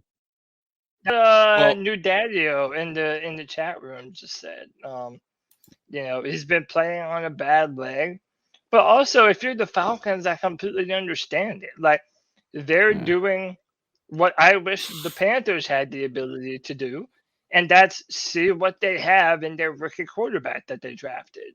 To know what they have long term and to get them some meaningful playing time. I understand. Yeah, I understand that. And by the way, there's no guarantee that he stays healthy, right? So, okay, you're the backup. You need to be ready to go in. I know. And you know what? He's been okay with that with the Raiders in different cases. CK, do the Falcons get better with Ridder? I mean, that's hard to say. I mean, it's hard to say that he's going to be able to come in and make a difference in that offense. The Mariota thing, I think, probably stems from this was his last opportunity to prove he was a starter, right? And if you look at his numbers, he wasn't horrible, right? He was an okay quarterback. He just wasn't putting them over the top. And I think that if they didn't bench him, I think another team would be willing to take a flyer on him next year. So I think that's where his frustration probably lies, if I had to guess. Now, again, that's purely speculative. I don't know. We saw him, and it was clearly not the greatest quarterbacking on the face of the planet. But Desmond Ridder, I'm not entirely confident in after his draft video, where he said that I found out that I was a dad when my girlfriend told me that I was. Well, one thing is that he did play pretty well in the preseason. He looked like Marcus Mariota was 184 for 300 passing with 2,219 yards, 15 touchdowns, 9 interceptions. Other in the news, right? Related, I guess, continued the story. Greg doesn't want to hear his name anymore. Baker Mayfield. I guess this is not even news. Yeah, this is not even news. This was on the NFL.com, and I just saw Baker's name. Yeah. He's to start for the Pack. Like, why wouldn't he start? He came in and won the game like a day over. I don't even know how It's this a is a story, non-story. to be honest. It would be a bigger news story if he wasn't starting. Yes, Right. yes. And the big blockbuster news last night, as the New England Patriots were able to, win on the road and defeated the Arizona Cardinals, and now have strangely entered into this weird conversation. People are like, should we believe in the Patriots? Hell no, you shouldn't. But Kyler Murray suffered a torn ACL in the first series, I think, of that game. Out for the season, non-contact injury. I didn't see it happen. Did anybody see it? No. But non-contact, turf related continues to be part of the discussion. The crazy story about to kind of watch out with this is I didn't see this injury because I wasn't going to watch this game last night. My fantasy football season was on the line, and the guy I was playing had Kyler Murray and Richardson from the New England, and both of them got injured in the first quarter in this game. And really, really sad news here. Yeah, it's sad. Mike Leach, Mississippi State coach, has passed away. And anybody who really is just interested in trolling through someone's Twitter line, just look at my tweet, maybe from Monday of last week. And I just said, this is Mike Leach. It's a national treasure. I spent my morning watching YouTube videos of him, and it just made my day better. This was last week, and Mike Leach is the best. He's got the wildest takes and stories in the history of the world. One of the best things you can ever watch is how he ranks the mascots for one of the conferences he played in, and like who would be the worst, hardest to fight or beat, like straight up. And it's this crazily in-depth and sophisticated answer. He has these wild takes about candy corn, these fun takes. It makes you love this dude. And there's all of these incredible stories out there. And his legacy was sort of tainted by this one incident where this one former player at Texas Tech claimed that he put him in a storage closet. All of that story was later debunked, it looks like. But Mike Leach is like a honest, crazy character, or was a crazy character. He's passed away now, and what people would describe as the godfather of the air raid offense. Lincoln Riley, former offensive coordinator for the ECU Pirates, Oklahoma Sooner coach, who's just slayed it with Baker Mayfield. Kyler Murray, right, who has now got another Heisman winner, and the USC quarterback. Was first hired by Mike Leach as a student assistant, played under Mike Leach. So this guy, unfortunately, he suffered from a massive heart attack, passed away, I guess this morning or last night. Mike Leach, go watch his stuff on YouTube. It'll just make your life better. You'll realize this is that, if you get upset about every single thing someone says imperfectly, you miss people who have great character and are truly, look, even talking press conference about what he's watching on TV, like Netflix. Dude, he was incredible. He's a lawyer. Look, not only was he great to listen to on the mic, dude, he would say some outlandish shit. Crazy. But from a football perspective, this man is literally Legend. one of the most pivotal men in the implementing of the air raid offense. This is the guy. That West Coast air raid style of offense, Mike Leach is the guy. And by the way, that's why Mississippi State went out and hired him, because of his passing acumen and the type of offenses that he's been associated with. So, he is was a very well-respected guy in NFL circles. I feel terrible, man. Only 61 years old. He was the acting head coach of the Mississippi State Bulldogs. It's terrible. My thoughts and prayers go out to him and his family, and rest in paradise. Cliff Kingsbury coached under him. The list of people is like you said, the influence on the game of football. One of the things that was great about this is how it not only changed college football, it changed professional football as well. So he's just kind of part of the history of the game of football. We're getting close to Christmas. In fact, what is this? How does this work? Is it when they say you know about this, CK? So yeah, basically what I'm gathering from this is the first day of the Merry Crispix, right? Is that what he called? Was that what, or Picmas? It was Picmas. Pixmas. Yeah. So basically, this is the first day. It just dropped tonight, here 10 minutes ago. So if you play a $25 entry, you will get a free $100 entry in addition to that, or to be able to win an additional 100 for free. So basically, what I'm gathering is you do your $25, and then you'll be able to do another $25 to win up to $100. If I'm gathering, I could be wrong on that, but you guys maybe correct me if that's basically what I'm gathering there. One of the things though is that these plays have to be, if you read the kind of the fine print on this, play 25, get free entry to win 100. So if you play, all right, so they have a thing on Prize Picks where you get free entries, and I haven't got one yet. But I think it's because I haven't been through my promotional funds. I think they give it to people who aren't on their promotional funds anymore. But anybody who plays tomorrow plays $25 will then today, actually. You're right. Now, here's the catch with this is now this is awesome. When you play $100, you get a free entry to win $250. So you're kind of getting a hedge on your entry with the opportunity to win even more. But here's the thing it says this is with only players in action on 12/14. So you're going to have to be on Something that day. World Cup, NBA, something like that. But look out for more of these deals or these and they have these all the time. That's what's that's really cool about Prize Picks. They have Flex Friday where you get a free protected play up to $25. So you can just play $25. If you lose, it was a free entry ultimately. And if you win, you just win what you would have won. You get Taco Tuesdays where you get reduced amounts. You get free entries like Justin Herbert, right? So it's really fun to play Prize Picks. The promo code C3, make sure you use that. They have been our sponsor this season and have extended with us through January and February, but we'll still be talking about them despite that, because even when they're not a direct paid sponsor, we're going to still affiliate with them with that code because we like Prize Picks so much. So that's the C3 Panthers podcast, except for one last segment. The longest running Panthers podcast out there, the actual longest running podcast now, 3 hours and 13 minutes in. Now it's time to ice up. Now it's time for the longest running segment on the longest running Panthers podcast, the Ice Up Picks, where we tell someone to ice up, toughen up, to get it together. It's our homage to Steve Smith.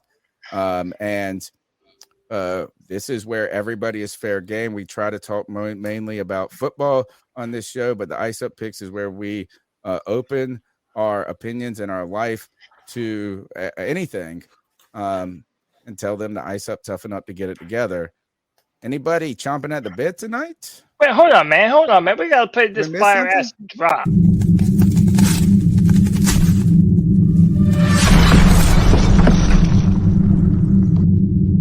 Ice up, son. Ice up. I'm icing you up. You know how things are done. I forgot about the drop too. I'm getting tired, Come man. on, man. All right. Well, anybody chomping at the bit? I'll go real quick. Mine's easy. As everybody been following me on this show and on my other show knows, I've been finally catching up on Game of Thrones. Finished it last weekend. Everybody who's watched this show has told me that I'm going to hate the ending, and I thought that maybe I could get through it, and I'd be like, okay, maybe I just won't hate it as much as everybody says. No, I absolutely hated the ending. It's absolutely terrible. So I'm icing up the writers. Who is it? Weiss and not the writers, Dave Benioff and Benioff. Dan Weiss. Dan Weiss, yeah. I'm icing them up because it almost seems like you couldn't have written something worse than what you did. It's like you took every idea you had and said, well, what's the worst idea of that? How can we make this worse than that? And I don't understand where they were going with it. I don't want to spoil anything for anybody who hasn't seen the show. That's 5-6 years old now. But to those guys who totally ruined the ending of the show, didn't ruin the show, but the ending of the show, ice up. Ice up. I had mine pulled up. All right, so mine's pretty funny, or at least I think it is. I'm icing up when your mom walks into your room and you're in the middle of doing something and you just don't know that she's behind you and you end up letting the language fly. Man, this will make sense after it, but my man didn't say shit. Did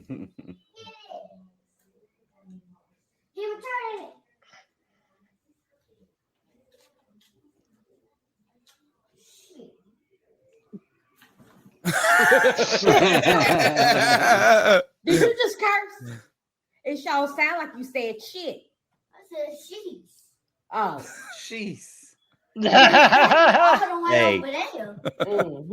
He's quick-witted, though. You see that? He is quick-witted. Yeah, man. Dude, that kid jumped. He got so scared. He said, I want to play that again. Listen to him and watch his jump. Oh, shit. Did you just curse? Did you just curse? It sure sound like you said shit. I said sheesh. Oh. yeah, automatically I go with this video fake. You scared me. You know, somebody on the other end of that listening to him was like, yeah, that's real. That's real. So, yeah, I'm icing up when your mom walks in the room and you don't even know about it and you're doing something wrong, saying something bad. And now it's on camera, man, so it's even worse. Ice up. I don't even know who I'm icing up, but that was fun and on. Play video cameras on your cell phone. How about that? All right, my ice up pick goes to the crypto world and the crazy wild investing of this story that continues to unfold about the notable and clearly bad guy Bankman-Fried, who we should have known from the beginning. His name. Yeah, and that was the best tweet I've seen about it. But today they're investigating this in Congress right now. And the new CEO hired to guide FTX through bankruptcy testified today. And he said this. He said, it's an absence of record keeping. Employees would communicate invoicing and expenses on Slack, which is essentially a way of communicating in chat rooms. They used QuickBooks. A multi-billion-dollar company used QuickBooks. Representative Ann Wagner asked in shock, QuickBooks? And then he responded, QuickBooks. Nothing against QuickBooks. It's a very nice tool, just not for a multi-billion-dollar company.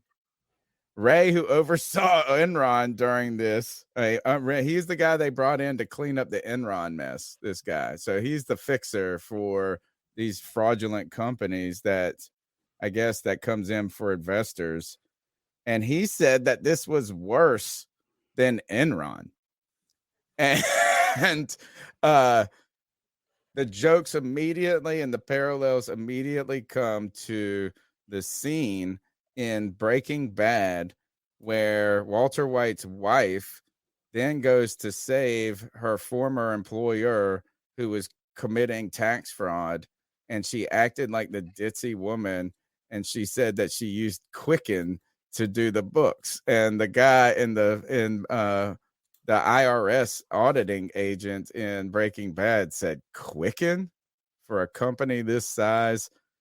Bankman-Fried in a multi-billion-dollar scheme to defraud everybody. Oh, by the way, on top of this, that all the money from FTX, they were just like giving without condition to his girlfriend to invest in the stock market and her hedge fund.